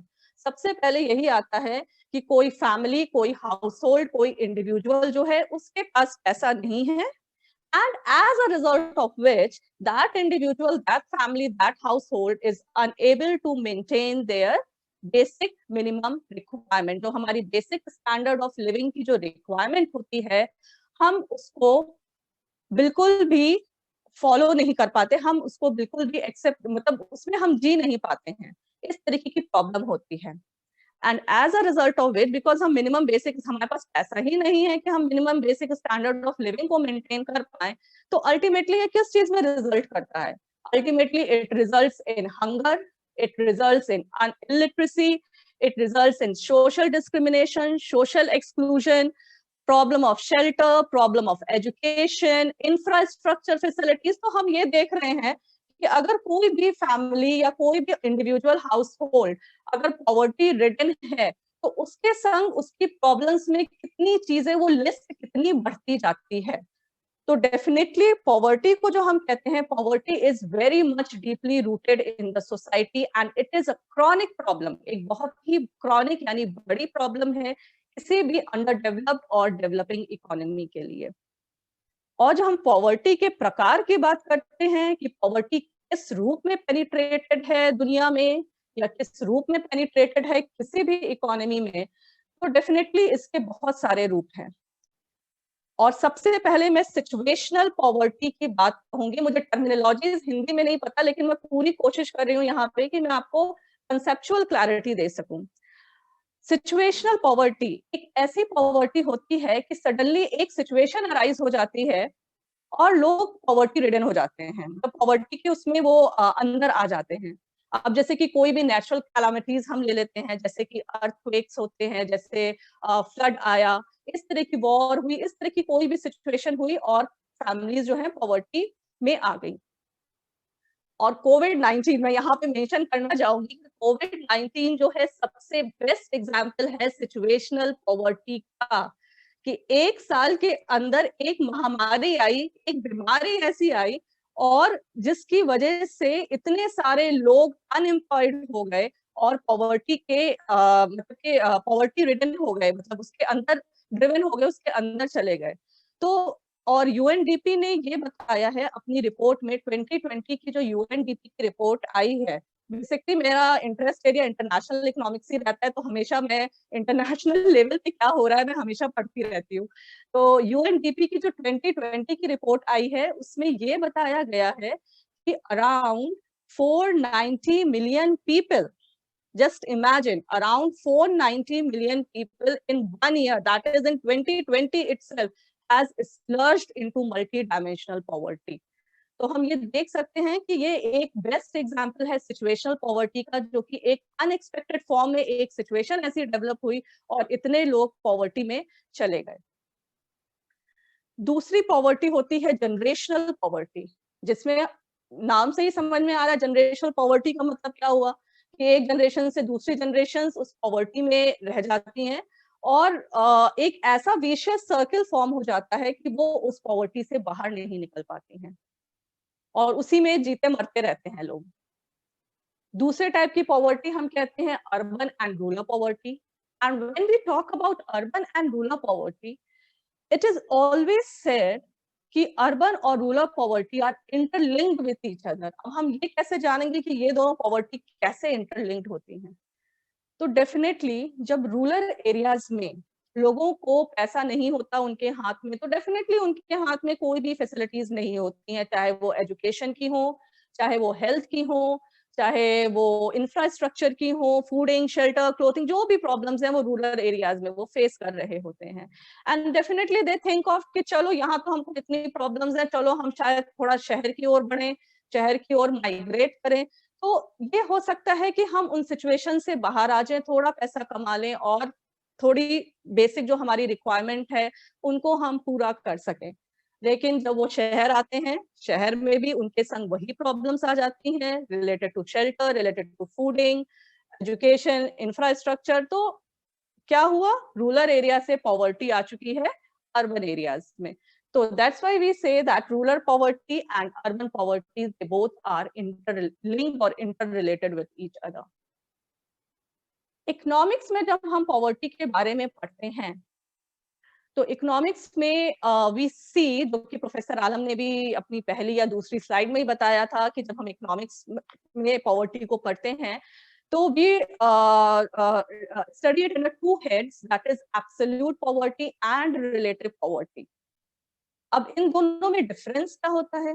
एब्सोल्यूट पॉवर्टी, जहां पे एक इंडिविजुअल जो है अपनी बेसिक नेसेसिटीज ऑफ लाइफ को फिर से पूरा नहीं कर पा रहा है, उसको फूडिंग की प्रॉब्लम है, शेल्टर की प्रॉब्लम है, एजुकेशन की प्रॉब्लम है, मतलब जो एक बुनियादी चीजें जो हम कहते हैं, एक बेसिक रिक्वायरमेंट्स जो होती हैं हमारी लाइफ की, वो इंडिविजुअल पूरी नहीं कर पा रहा है, and as a result of which he is called as absolute poor. एंड जो भी हमारी डेवलपिंग और अंडर डेवलप्ड इकोनॉमीज होती हैं, उनकी जो पॉलिसीज बनती हैं, जो गवर्नमेंट की पॉलिसीज बनती हैं, डेफिनेटली उनका मेजर फोकस होता है to eradicate this kind of poverty first. दूसरी होती है रिलेटिव पॉवर्टी। तो रिलेटिव पॉवर्टी में एक इनकम को कंसिडरेशन मान करके चला जाता है। किसी भी इकोनॉमी में रिच पीपल होते हैं, मिडिल इनकम ग्रुप पीपल होते हैं, और डेफिनेटली जो स्टैंडर्ड ऑफ लिविंग, जो चीजें वो अपनी मेंटेन करके, क्वालिटी ऑफ लाइफ को जो वो मेंटेन करके चल रहे होते हैं, वो जो हमारा इकोनॉमिकली बैकवर्ड क्लास है, वो उन चीजों को मेंटेन नहीं कर पा रहा। मतलब वो अपनी बेसिक सब्सिस्टेंस लेवल तो मेंटेन कर रहा है, जो खाने को चाहिए या किसी तरीके से रह ले रहा है, कुछ थोड़ी बहुत अपनी जरूरतें, जो बेसिक चीजों की जरूरतें तो वो पूरी कर पा रहा है, लेकिन एक डिग्निफाइड लाइफ जीने के लिए जो उसको क्वालिटी चाहिए, that quality he is not able to maintain, and that's why he is called as relative poor. तो इसी वजह से कहा जाता है कि जो भी हमारी जो फोकस एरिया होता है बेसिकली इकोनॉमिक पॉलिसीज का, वो इन ऑर्डर टू, सबसे पहले तो कोई भी गवर्नमेंट एब्सोल्यूट पॉवर्टी को इरेडिकेट करना चाहती है, और देन दूसरी जो रिलेटिव पुअर पीपल हैं उनको पॉलिसी मेजर्स ऐसे बनाती है कि उनको सपोर्ट किया जाए, so that they can little bit they can enhance there quality of life. तो अल्टीमेटली जब हम किसी भी इकोनॉमी की बात करते हैं, तो हर तरीके की, चाहे वो डेवलपिंग इकोनॉमी हो, अंडर डेवलप्ड इकोनॉमी हो, इस तरीके की पॉवर्टी, उस हर तरीके की, चाहे वो अर्बन हो, रूरल हो, एब्सोल्यूट, रिलेटिव या सिचुएशनल पॉवर्टी, हर तरीके की पॉवर्टी पेनिट्रेटेड होती है ग्रास रूट लेवल पे। और जब हम इंडिया की बात करते हैं यहाँ पे, तो इंडिया के बारे में ये कहा जाता है कि India is rich in two things. वो टू थिंग्स क्या हैं? डेफिनेटली एक हमारी ह्यूमन रिसोर्स। ह्यूमन रिसोर्स क्यों? Because we are rich in high population pressure. और अगर मैं गलत नहीं हूं तो आई थिंक जो मैंने प्रीवियस डेटा देखा है उसमें our population is right now 1.38 billion, और इसी ट्रेंड से अगर हमारी पॉपुलेशन बढ़ती रही तो डेफिनेटली आगे वाले समय में कहा ही जा रहा है कि we will be the most populated country across the world. तो एक हम ह्यूमन रिसोर्स रिच कंट्री हैं, एंड डेफिनेटली इसको हमेशा ड्रॉबैक के रूप में भी नहीं देखा जा सकता है, क्योंकि आप अगर फॉरेन लेवल पे अगर ये चीजें देखें तो we are the favourite destination for the international, at the international level for the cheap labour. तो जो है हम बहुत ही ज्यादा ह्यूमन रिसोर्स रिच कंट्री हैं, and because we are human resource rich, so definitely we are poverty driven too. क्योंकि इतना ज्यादा पॉपुलेशन प्रेशर है तो डेफिनेटली यहाँ पे पॉवर्टी ज्यादा होगी ही, और क्रॉनिक वे में है और डीपली रूटेड है। And as a result of which जो हमारा जो एस्टिमेशन चला आ रहा है पॉवर्टी का, क्योंकि मैं यहाँ पे एस्टिमेशन की इससे बात कर रही हूँ because we have to show the transition from the unidimensional approach जो एस्टिमेशन की चल रही थी to the multi dimensional approach. Our country, as I told you, हमारी कंट्री में बहुत तरीके की पॉवर्टी प्रिविलेंट है, क्रॉनिक रूप में प्रिविलेंट है, तो डेफिनेटली इसका एस्टिमेशन जो है बहुत इंपॉर्टेंस रखता है। और इसका एस्टिमेशन ऐसा नहीं है कि ये पोस्ट इंडिपेंडेंस पीरियड में ही स्टार्ट हुआ, या प्लानिंग जब कमीशन जब सेटअप हुआ या डेटाज आने लगे तब स्टार्ट हुआ, ऐसा नहीं है। इसका एस्टिमेशन जो है प्री इंडिपेंडेंस एरा से ही स्टार्ट हो गया था। और फर्स्ट एस्टिमेशन का क्रेडिट जाता है दादा भाई नौरोजी को, जब उन्होंने 19th सेंचुरी में, एक बहुत फेमस बुक है उनकी, poverty and un-British rule in India, और उन्होंने बेसिकली डिस्क्राइब किया उसमें कि इतना ज्यादा ड्रेन ऑफ वेल्थ हो चुका है अंडर ब्रिटिश रूल, तो डेफिनेटली लोगों को करीबन 16 से 35 रुपए की जरूरत पड़ेगी per capita per annum in order to maintain their basic standard of living. और इसमें कुछ ऐसा नहीं कंसिडर किया गया था कि इसमें हेल्थ और एजुकेशन को भी इंक्लूड किया गया हो। यहाँ पे सिर्फ और सिर्फ इंक्लूड किया गया था फूडिंग को, खाने को, आटा, दाल, चावल, रोटी, घी, सब्जी, इन सब चीजों को मेंटेन करने के लिए अगर किसी इंडिविजुअल को पैसे की जरूरत है तो उसको सिर्फ 16 से 35 रुपए तक की जरूरत पड़ेगी। उसके बाद 1938 में, प्री इंडिपेंडेंस एरा में 1938 में सुभाष चंद्र बोस ने एक कमेटी फॉर्म करी थी, that was called as national planning committee. National planning committee में सुभाष चंद्र बोस मतलब इस कमेटी ने बेसिकली ये रिकमेंड किया था कि इंडिविजुअली हम इतना ज्यादा पॉवर्टी से जूझ रहे हैं और डेफिनेटली इमिडिएटली आफ्टर इंडिपेंडेंस करीबन 15 से 20 रुपए पर कैपिटा पर मंथ चाहिए होगा इंडिविजुअल को in order to maintain a basic standard of living. तो यहाँ पे आप क्या देख रहे हैं, यहाँ पे हम ये देख रहे हैं कि एक कितना पैसा बेसिकली चाहिए किसी इंडिविजुअल को in order to maintain the basic subsistence level and that too related to fooding only. हम अपनी न्यूट्रिशन और फूडिंग को ही हम एक जरिया मान करके यहाँ पे चल रहे हैं। 1944 में बॉम्बे प्लान आया था। बॉम्बे प्लान ने रिकमेंड किया था कि ₹75 पर कैपिटा पर ईयर चाहिए किसी भी इंडिविजुअल को in order to maintain their basic standard of living. Poverty estimation यहाँ से शुरू हो गया था on the basis of money centric approach, a unidimensional approach, जहाँ पे हम आय को एक बेसिक कंसिडर करके हम पॉवर्टी का एस्टिमेशन कर रहे थे। आया पोस्ट इंडिपेंडेंस पीरियड, इंडिया को इंडिपेंडेंस मिला 1947 में, आप सबको मालूम है। 1950 में हमारा प्लानिंग कमीशन डेवलप हुआ और सेटअप हुआ, आई मीन टू से हमारा प्लानिंग कमीशन सेटअप हुआ। और 1962 में पहली बार planning commission expert group committee was constituted और उस कमिटी ने ये कंसिडर किया, ये रिकमेंड किया कि अगर कोई भी फैमिली है जिसमें 5 सदस्य हैं, किसी भी फैमिली में अगर 5 सदस्य हैं तो उस फैमिली को अगर वो अर्बन एरिया में रह रही है तो उसको अराउंड 125 रुपए पर मंथ चाहिए होंगे in order to maintain their basic standard of living. और इसी तरीके की कोई फैमिली 5 लोगों की अगर रूरल एरिया में रह रही है तो उसको करीबन 100 रुपए चाहिए होंगे in order to maintain their basic subsistence level. और यहाँ पे भी डेफिनेटली हमारा फोकस एरिया क्या था, न्यूट्रिशनल इनटेक, अदर एस्पेक्ट्स, मतलब हमने कभी एजुकेशन और हमने हेल्थ फैसिलिटीज इन सबको पॉवर्टी के एस्टिमेशन में इन सबको हमने कभी भी कंसिडर ही नहीं किया गया।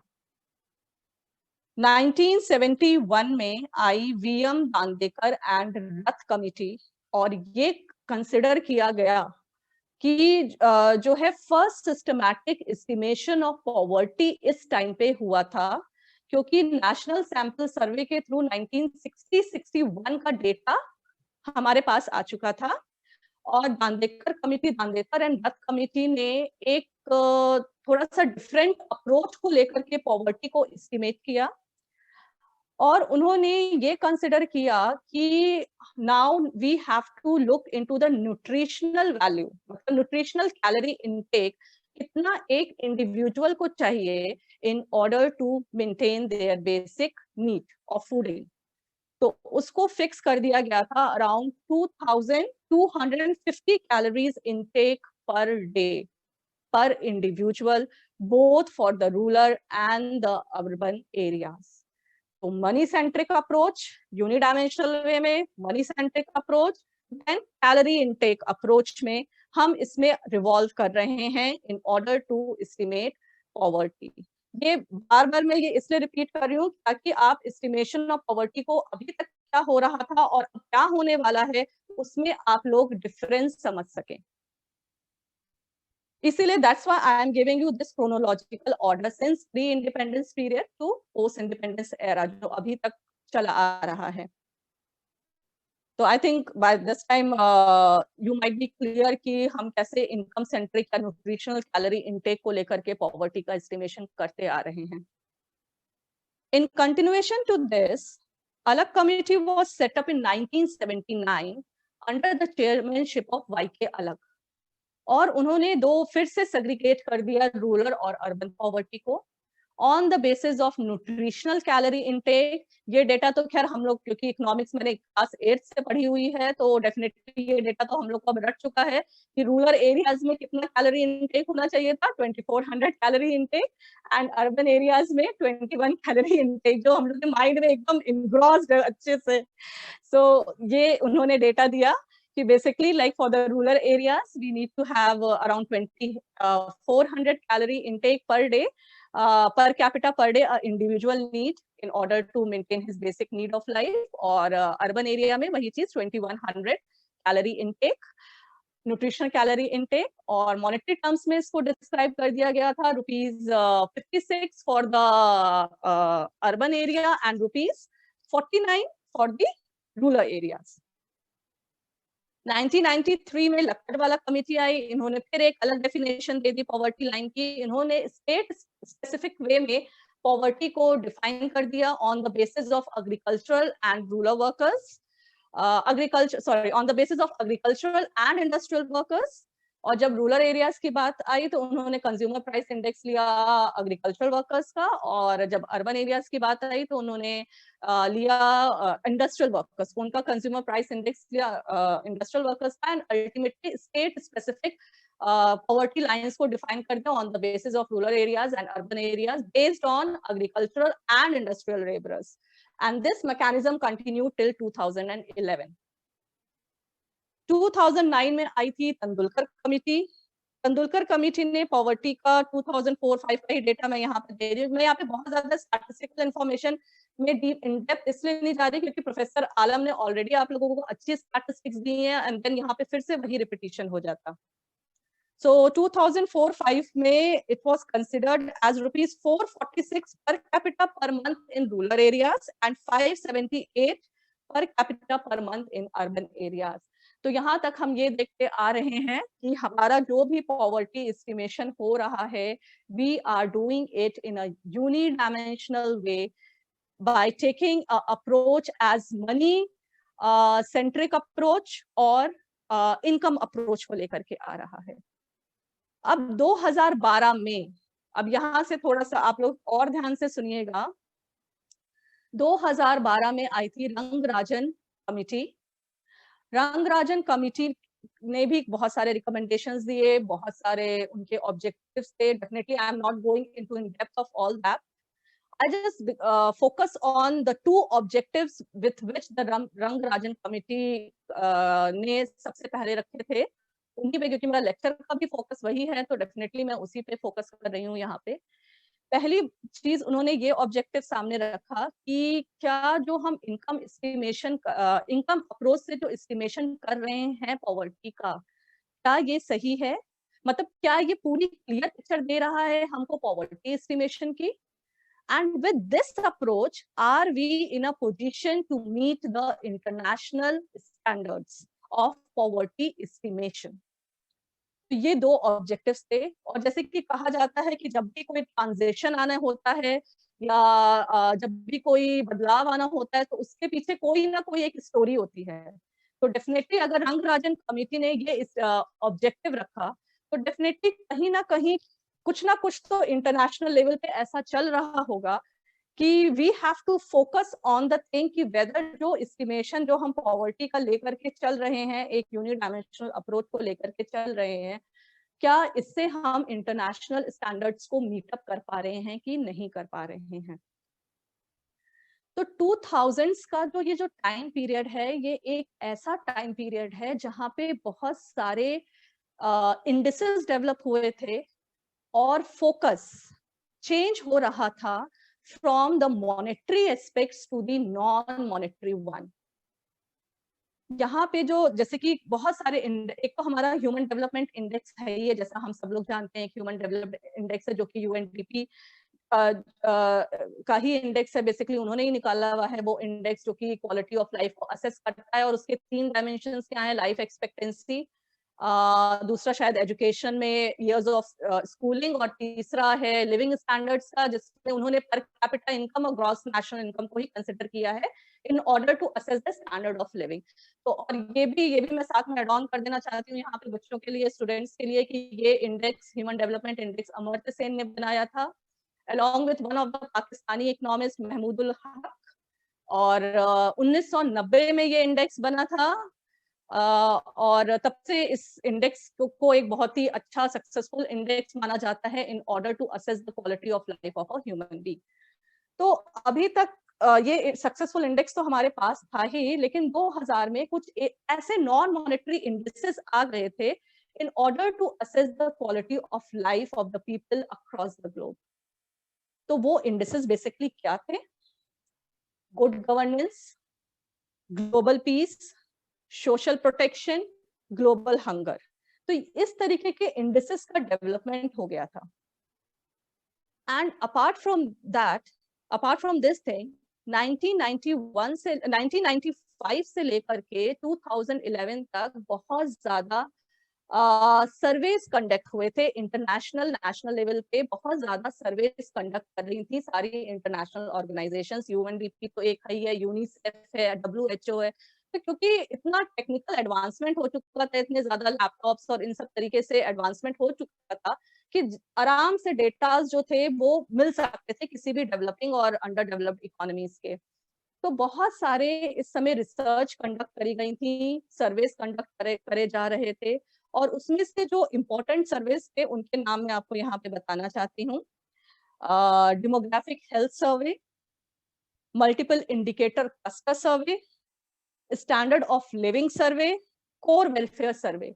तो इसकी वजह से क्या हुआ कि हमारे पास बहुत ज्यादा माइक्रो लेवल पे डेटा इकट्ठा हो गया। इंटरनेशनल लेवल पे, माइक्रो लेवल पे, in order to assess the quality of life of an individual बहुत ज्यादा डेटा कलेक्ट हो चुके थे। और इंटरनेशनल इकोनॉमिक्स के माइंड में ये चीज चल रही थी कि now we need to assess कि सिर्फ इनकम डेप्रिवेशन को ही एक मेन आधार माना जाए, मतलब अगर किसी के पास पैसा नहीं है तो क्या उसी को एक मेन आधार माना जाए in order to understand the other deprivations in the life of an individual। तो इस तरीके की एक साइकोलॉजी, और बिकॉज इतना ज्यादा माइक्रो लेवल पे हमारा डेटा हमें मिल चुका था। और एक सबसे बड़ा डेवलपमेंट 2008 में हुआ था, जब भूटान ने अपना एक ग्रॉस हैप्पीनेस इंडेक्स अपना एक बना दिया था। प्रोफेसर SR अग्रवाल ने भी शायद इसकी बात करी थी, and I was very much influenced with his lecture। उनका लेक्चर इतना अच्छा हुआ था यहाँ इस पोडियम पे। तो उन्होंने एक भूटान ने 2008 में ग्रॉस हैप्पीनेस इंडेक्स बना दिया था, और उन्होंने ये कह दिया कि now we are not going to assess the economic growth and development of our economy on the basis of GDP, but we are going to assess the growth and development of our economy on the basis of the happiness, on the basis of the satisfaction। मतलब इन सब चीजों को आधार माना गया कि हम अपनी लोगों को हम खुश रख पा रहे हैं कि नहीं, हम उनको सेटिस्फाइड रख पा रहे हैं कि नहीं, उनको हाई क्वालिटी ऑफ लाइफ हम दे रहे हैं कि नहीं दे रहे हैं। उन जैसे कि जरूरत होती है सेफ ड्रिंकिंग वाटर की, या जरूरत होती है प्रॉपर एजुकेशन फैसिलिटी की, हेल्थ फैसिलिटीज की। तो एक इकोनॉमी, एक गवर्नमेंट का ये सब चीजें उनको दे पा रही है अपने सिटीजन्स को कि नहीं दे पा रही है। और ये इतना सक्सेसफुल इंडेक्स माना गया कि यूनाइटेड नेशंस ने 2012 में इसको एक ग्लोबल इंडेक्स के रूप में एक्सेप्ट कर लिया। That now we have to assess definitely economic income parameter तो एक बहुत बड़ा पैरामीटर है ही है किसी चीज का डेवलपमेंट देखने के लिए, लेकिन नॉन मॉनेटरी टर्म्स में इस इंडेक्स को एक बहुत बड़ा एक्सेप्टेंस मिल गया जब UN ने रेजोल्यूशन पास करके इसको एक ग्लोबल इंडेक्स के रूप में एक्सेप्ट कर लिया, ग्लोबल हैप्पीनेस इंडेक्स। कि हमारे लोग, हमारी जो सिटीजन्स हैं किसी भी डेवलपिंग इकोनॉमी के या अंडर डेवलप्ड इकोनॉमी के, वो खुश हैं कि नहीं। और कोई इंसान खुश कब हो सकता है, जब उसको डेफिनेटली उसके पास जो बुनियादी चीजें हैं अगर वो उसको मिलेंगी तभी वो इंसान खुश हो सकता है। तो डेफिनेटली फोकस एरिया इस चीज पे चला गया। और उस टाइम पे जैसा कि मैंने आपको बताया कि उस समय ये साइकोलॉजी डेवलप हो चुकी थी कि वेदर की जो इनकम डेप्रिवेशन है वही एक मापदंड है सारे डेप्रिवेशंस का, कि अलग तरीके से भी डेप्रिवेशंस या प्रिवलेंट है किसी भी इंडिविजुअल की लाइफ में। तो एक स्टडी कंडक्ट हुई जो कि ऑक्सफोर्ड यूनिवर्सिटी के रिसर्चर्स ने ही वो स्टडी कंडक्ट करी थी, 2002 की ये स्टडी है। ये इंडिया और पेरू को लेकर के ये स्टडी हुई थी, और उसमें उस स्टडी में ये पाया गया, बहुत ही डिफरेंट टाइप का स्टैटिस्टिकल डेटा उस सामने आया। उस स्टडी में ये पाया गया कि इंडिया के जो अनएजुकेटेड चिल्ड्रन हैं उसमें से अराउंड 43% ऑफ द चिल्ड्रन, जो इंडिया के अनएजुकेटेड चिल्ड्रन हैं उसमें से 43% of the uneducated children, they did not belong to the income deprived family. और पेरू का भी ऐसा ही डेटा सामने आया जिसमें ये आई थी चीज सामने कि around 32% of the uneducated children, they do not belong to income deprived family. तो यू कैन सी कि कितना कॉन्ट्रडिक्टरी डेटा आ चुका था। और न्यूट्रिशनल लेवल पे जब देखा गया तो न्यूट्रिशनल लेवल पे ये पाया गया कि 53% of the children who are malnutritioned in India, they do not belong to income deprived family. तो ये एक बहुत ही डिफरेंट काइंड का स्टैटिस्टिकल डेटा इंटरनेशनल इकोनॉमिक्स के पास आ चुका था। और उसके साथ साथ एक और स्टडी में ये भी सामने आया था जो कि इंडिया और वियतनाम में हुई थी। ये सब स्टडीज बेसिकली ऑक्सफोर्ड यूनिवर्सिटी की स्टडीज हैं, वियतनाम और इंडिया पे हुई थी। और उसमें ये देखा गया कि वियतनाम का जो इलाइट क्लास है, दैट इज जो 20% ऑफ जो रिच क्लास है, उसमें कहीं ना कहीं 5% लोग ऐसे हैं जो कि मल्टी डायमेंशनल पुअर हैं। और इंडिया के लिए ये देखा गया कि इन रूरल एरियाज में 20% जो इनकम रिच पीपल हैं उसमें से 6% मल्टी डायमेंशनल पुअर हैं। तो डेफिनेटली एक ये बहुत ही डिफरेंट काइंड ऑफ डेटा आ चुका था। और ये कंसिडर किया गया कि इनकम डेप्रिवेशन जो का ही एक मापदंड हम नहीं रख सकते हैं पॉवर्टी एस्टिमेशन के लिए। पॉवर्टी बहुत ही अलग अलग रूपों में सोसाइटी में, किसी भी सोसाइटी में पेनिट्रेटेड है। तो इसी साइकोलॉजी को लेकर के बेसिकली फिर डेवलप हुआ मल्टी डायमेंशनल पॉवर्टी इंडेक्स। और इस इंडेक्स को बनाने का क्रेडिट जाता है सबीना एल्करे। नाम ध्यान से सुनिए, Sabina Alkire. She is the director of OPHI, Oxford poverty and human development initiative की डायरेक्टर हैं ये। इनके इंटरव्यूज यूट्यूब पे हैं, आप लोग देखिएगा, बहुत ही नॉलेजेबल लेडी हैं ये। तो she is the director of OPHI. और जेम्स फोस्टर जो कि वॉशिंगटन यूनिवर्सिटी के इकोनॉमिक्स के प्रोफेसर ही हैं, उन दोनों ने मिलकर के इस इंडेक्स को बनाया।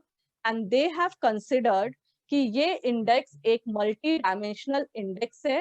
And now we need to assess the poverty on the basis of multi dimensional way instead of unidimension. मैं बार बार ये कह रही हूँ कि इनकम एक बहुत बड़ा पैरामीटर है कोई भी कमी को देखने का, लेकिन उसको कॉम्प्लीमेंट करने के लिए नॉन पैरामीटर्स पे भी हमको फोकस करना होगा if we have to eradicate poverty at the grass root level. तो ये इंडेक्स आया और एक नई मेथोडोलॉजी डेवलप हो गई, that is Alkire Foster methodology. अगर आप गूगल करेंगे एल्करे फोस्टर मेथोडोलॉजी तो you will come to know कि कैसे मैट्रिक्स बनाया गया है in order to assess the multidimensional way poverty को कैसे एस्टिमेट करने के लिए एक मैट्रिक्स बनाया गया है। तो now the question arises that what is this multi dimensional poverty index. इसके थोड़ा बहुत आप लोग ने पिछले लेक्चर में भी सुना होगा कि मल्टी डायमेंशनल पॉवर्टी इंडेक्स में 3 डायमेंशंस को रखा गया है। वो 3 डायमेंशंस हैं health, education and living standards. और हर डायमेंशन को 1/3 का वेटेज दिया गया है। ठीक है, तो मल्टीपल डायमेंशन पॉवर्टी में जो है मल्टी डायमेंशनल पॉवर्टी इंडेक्स में 3 डायमेंशंस को लिया गया है, that is health, education and living standard. और हर डायमेंशन को 1/3 का वेटेज दिया गया है। और इन 3 डायमेंशंस के अंदर जो है 10 इंडिकेटर्स हैं। वो 10 इंडिकेटर्स कौन कौन से हैं?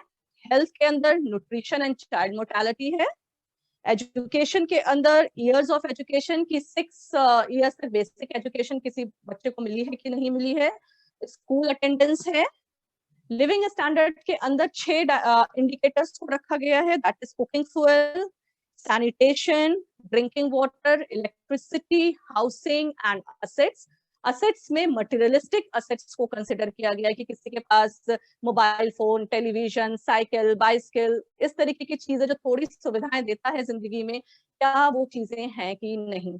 और ये कंसिडर किया गया कि अगर कोई भी फैमिली या कोई भी इंडिविजुअल इसमें का 30 से 35% या एक तिहाई प्रतिशत अगर नहीं मीट अप कर पा रहा है, then that individual is considered to be as multi-dimensional poor। तो हम ये देख सकते हैं कि ये डेटा कितना माइक्रो लेवल पे, ग्रास रूट लेवल पे हमको ये इंफॉर्मेशन दे सकता है कि किस किस रूप में किस किस तरीके के डेप्रिवेशंस हैं सोसाइटी में। और अब जो है ये इंडेक्स जो है एक बहुत ही सक्सेसफुल इंडेक्स बन चुका है, और सारी इकोनॉमीज, वेदर डेवलपिंग, डेवलप्ड और अंडर डेवलप्ड इकोनॉमी, हर तरीके की इकोनॉमी अब मतलब इस इंडेक्स का ब्यूटी ये है कि हर इकोनॉमी जो है अपनी इकोनॉमिक कंडीशंस को देख करके अपना इंडेक्स बना सकती है कि हमारे कंडीशन इकोनॉमी, जैसे इंडिया एक डेवलपिंग इकोनॉमी है, तो अपनी कंडीशंस को देख करके ये अपने पैरामीटर्स बना करके ये अपना एमपीआई इंडेक्स बना सकती है। तो ये एक बहुत ही ब्यूटीफुल और बहुत ही एक्सेप्टेड इंडेक्स हो गया है एट द ग्लोबल लेवल। और यहाँ पे 3-4 लाइन बस मैं कोट करना चाहूंगी एमपीआई के बारे में।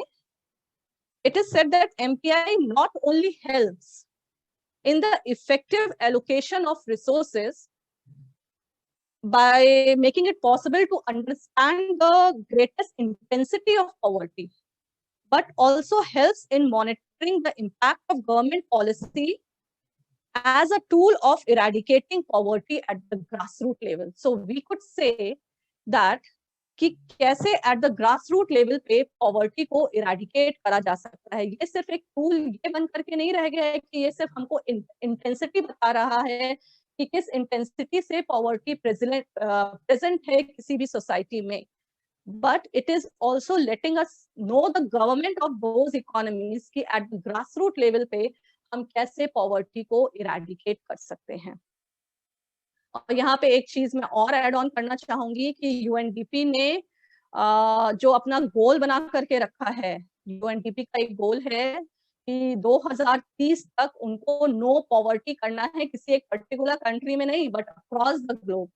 तो उसके लिए उन्होंने सस्टेनेबल डेवलपमेंट गोल्स रखे हैं जिसमें 17 गोल हैं और उसमें से नो पॉवर्टी उनका पहला गोल है। तो डेफिनेटली ये कंसिडर किया जा रहा है कि अगर हमको पॉवर्टी एक बेसिक लेवल पे या ग्रास रूट लेवल पे if we will able to assess the poverty, तो definitely we will be in a position to eradicate poverty by 2030, as UNDP is saying that by 2030 we will be in a position to eradicate poverty at the grassroots level by providing the good quality of life to all the human beings across the globe। क्योंकि समय थोड़ा कम है जहां तक मुझे idea है, तो यहाँ पे मैंने एक्सप्लेन करने के लिए सिर्फ 2 यूएनडीपी रिपोर्ट्स ली हैं जिसमें मल्टी डायमेंशनल पॉवर्टी का जिक्र हुआ है, वो है 2019 की और 2020 की। तो 2019 की जो यूएनडीपी रिपोर्ट आई है उसके अनुसार जो है around 1.3 billion people are still multidimensional poor. इसका मतलब कि करीबन 23% जो हमारी पॉपुलेशन है ग्लोब की, that is multidimensional poor, और जिसमें से 94 million belong to the middle income group and 440 million are multi-dimensional poor as in the case of low income group. So we could say that poverty is present in all forms, whether कोई भी middle income economy हो चाहे low income economy हो, किसी ना किसी रूप में पॉवर्टी जो है मल्टी डायमेंशनल वे में प्रेजेंट है सोसाइटी में। And as far as India is considered, India का 10 साल का डेटा लिया गया है 2005 से 2016 के बीच का, मतलब 2005, 2006, 2015, 2016 अराउंड 10 साल का डेटा लिया गया है, और उसमें ये दिखाया गया है कि अराउंड 200। इसमें चैट कहाँ पे खुल सकता है? और इसमें ये बताया गया है कि around 271 million people have come out from multi dimensional poverty. तो डेफिनेटली वी कुड से कि ये इंडिया का एक बहुत ही सिग्निफिकेंट अचीवमेंट है। स्टेट लेवल पे अगर हम बात करते हैं तो डेफिनेटली हमारे यहाँ लेस डेवलप्ड स्टेट्स हैं, तो लेस डेवलप्ड स्टेट्स में सबसे पहला नाम यूपी, झारखंड, बिहार और मध्य प्रदेश का ही आता है। और रिपोर्ट में ये बताया गया है कि around 196 million people are still multidimensional poor in these states. और जहां तक जो हमारी डेवलप्ड स्टेट्स की बात है, जैसे कि गोवा, केरला, दिल्ली, उसमें मल्टी डायमेंशनल पॉवर्टी का जो इंसिडेंस है वो लो है। So this data is basically at the micro level is showing that poverty is prevalent and penetrated across a developed state also and underdeveloped states also, and it varies from region to region. मतलब हर region to region में ये differ कर रही है। और UNDP की report 2020 की जो रिपोर्ट आई है उसमें ये कहा गया है कि India has made a significant improvement in the areas of assets, cooking fuel, sanitation, nutrition. तो इन सब ग्रास रूट लेवल पे डेफिनेटली यानी हमारी गवर्नमेंट ने कहीं ना कहीं वर्कआउट किया होगा, इसलिए we have made a significant improvement in all these aspects. और एग्जाम्पल के तौर में प्रधानमंत्री उज्ज्वला योजना जो कि कुकिंग फ्यूल से रिलेटेड ही है, और जिसमें जिन लोगों के पास कुकिंग फ्यूल की प्रॉब्लम थी, डेफिनेटली जो फैमिली उन सब चीजों की नहीं, उनके पास जो ये चीजें नहीं थी, उनको वो चीजें प्रोवाइड करी गई। सैनिटेशन को अगर हम ले लें तो स्वच्छ भारत अभियान एक बहुत ही सक्सेसफुल अभियान है, जिसमें ये कहा जा रहा है कि अराउंड 99% जो इंडिया की जो सैनिटेशन की प्रॉब्लम थी इन रूरल एरियाज और जो थोड़े मतलब यू कैन से द पिछड़े जो एरियाज थे उनमें इन प्रॉब्लम्स का सोल्यूशन हो गया है। तो we can see that at the micro level if each and every parameter अगर हम वर्कआउट करेंगे, अगर हमें माइक्रो लेवल पे ऐसा डेटा आता जाएगा और उस डेटा के अकॉर्डिंग एक एक पॉलिसीज बनेंगी, तो definitely we will be in a position to enhance the quality of life of human beings in any particular country. तो ग्रास रूट लेवल पे हम डेफिनेटली आराम से वर्कआउट कर सकेंगे।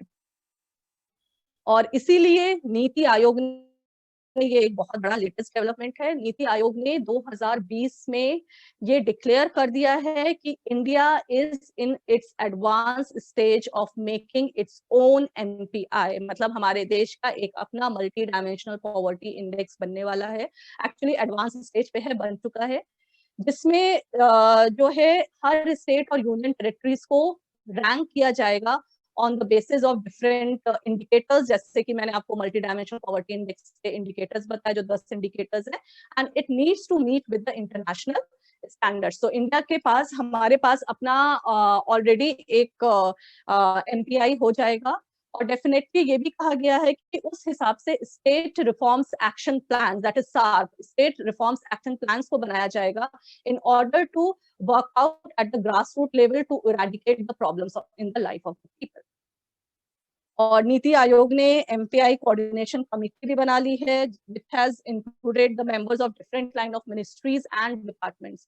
तो डेफिनेटली इंडिया के लेवल पे भी एक ये बहुत बड़ा और एक बहुत अच्छा डेवलपमेंट हो चुका है, क्योंकि यहाँ पे सिर्फ आय बढ़ाना ही नहीं अब उद्देश्य रह गया है, यहाँ पे उद्देश्य हो चुका है पॉलिसी मेकर्स का। सिर्फ हम इंडिया की बात यहाँ नहीं कर रहे हैं, हम ग्लोबल लेवल पे बात कर रहे हैं, हम यूएनडीपी की बात कर रहे हैं। तो हमारा ये उद्देश्य हो चुका है कि हमको क्वालिटी ऑफ लाइफ को इनहांस करना है in order to make this globe मतलब एक सक्सेसफुल लाइफ और एक क्वालिटी ऑफ लाइफ जैसे कि इंडिविजुअल्स लीड करें। और जैसे कि अगर आप UNDP.org उनकी वेबसाइट को खोलेंगे तो डेफिनेटली आपको एक स्लोगन वहां पे सबसे पहले मिलेगा, that is we are heading towards new future. और दूसरा उन्होंने ये भी कह रखा है that we do not want to leave a single person in this growth and development. तो डेफिनेटली जो एक UNDP का उद्देश्य चल रहा है, जिसमें उन्होंने 17 गोल्स रखे हैं, जैसा कि नो पॉवर्टी उनका पहला गोल है, good health and wellbeing, zero hunger, quality education, gender equality, clean water. तो डेफिनेटली अगर सारी इकोनॉमीज मिल करके फोकस करेंगी इन्हीं सब पैरामीटर्स में in order to enhance the quality of life of an individual, तो डेफिनेटली जो आने वाले समय पे एक जो सपना देखा जा रहा है, स्पेशली कोरोना वायरस के बाद, तो वो सपना सच में बहुत बड़ा हो गया है कि हमको स्वस्थ और खुशहाल जीवन बिताना है। तो स्वस्थ और खुशहाल जीवन सिर्फ इंडिविजुअल लेवल पे नहीं, पूरे ग्लोबल लेवल पे बिताना है। और वो खुशहाली, क्योंकि हमें अपनी जैसे कि ह्यूमंस को बचाना है, और उसके साथ-साथ हमारा जो ये एनवायरनमेंट है, हमें अपने प्लैनेट को भी एक खुशहाल और हेल्दी प्लैनेट बनाना है। तो डेफिनेटली अगर कोई भी प्रॉब्लम्स का इरेडिकेशन इसी तरीके की पॉलिसीज बनते हुए अगर ग्रास रूट लेवल पे होगा, तो वी विल जो एक खुशहाल जीवन का जो एक उद्देश्य लेकर के या सपना लेकर के जो दुनिया आगे बढ़ रही है, एक नई अप्रोच के साथ with happiness index, so definitely we are going to achieve that in near future. So with these words I conclude. Thank you.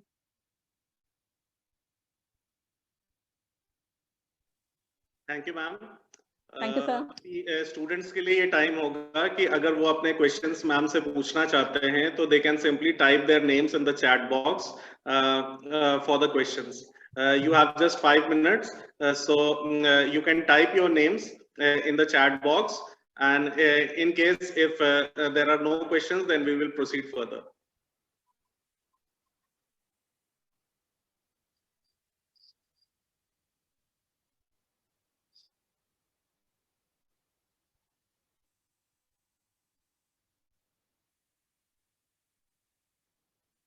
Prashant sir, in your classroom also, if the students want to ask anything, they can ask.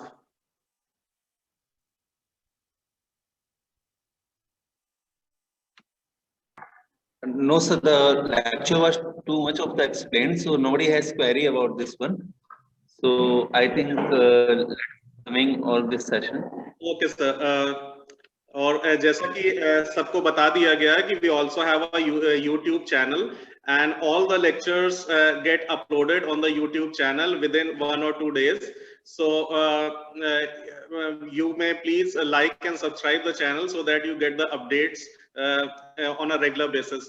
Thank you very much, ma'am, for this very descriptive information about poverty. And in fact सबसे अच्छा इस बात के लिए लगा कि आपने प्रशांत sir को खुद अप्रोच किया कि you want to deliver a lecture in this lecture series, और ये हम लोगों के लिए ज्यादा मतलब बहुत मोटिवेशनल है कि हमारे फैकल्टी मेंबर्स इसमें इंटरेस्ट ले रहे हैं, because this is just an academic pooling. All of us know we are not getting paid for this, but जो बेसिक पर्पस है वो ये है कि हम लोग एक at least on weekends we are giving at least 2 hours on our subject and listening to each other. नहीं तो हम लोग बेसिकली क्या होता अपने अपने कॉलेजेस में लिमिट होके रह जाते हैं. आज हम लोगों को ये मौका मिल रहा है कि हम लोग एक दूसरे को सुने, और बहुत इंफॉर्मेटिव लेक्चर था आपका. और प्रशांत सर के लिए टाइम होगा कि वो एक जो हमारे प्रोग्राम के कन्वीनर हैं कि to give a formal vote of thanks. Prashant sir. Thank you Neeraj ji. अगर आप लोग इस स्क्रीन को देख सकते हैं, now you can see my class also here, and every person, everybody who is present here wants to thank you that you are preparing such a nice lecture for our students.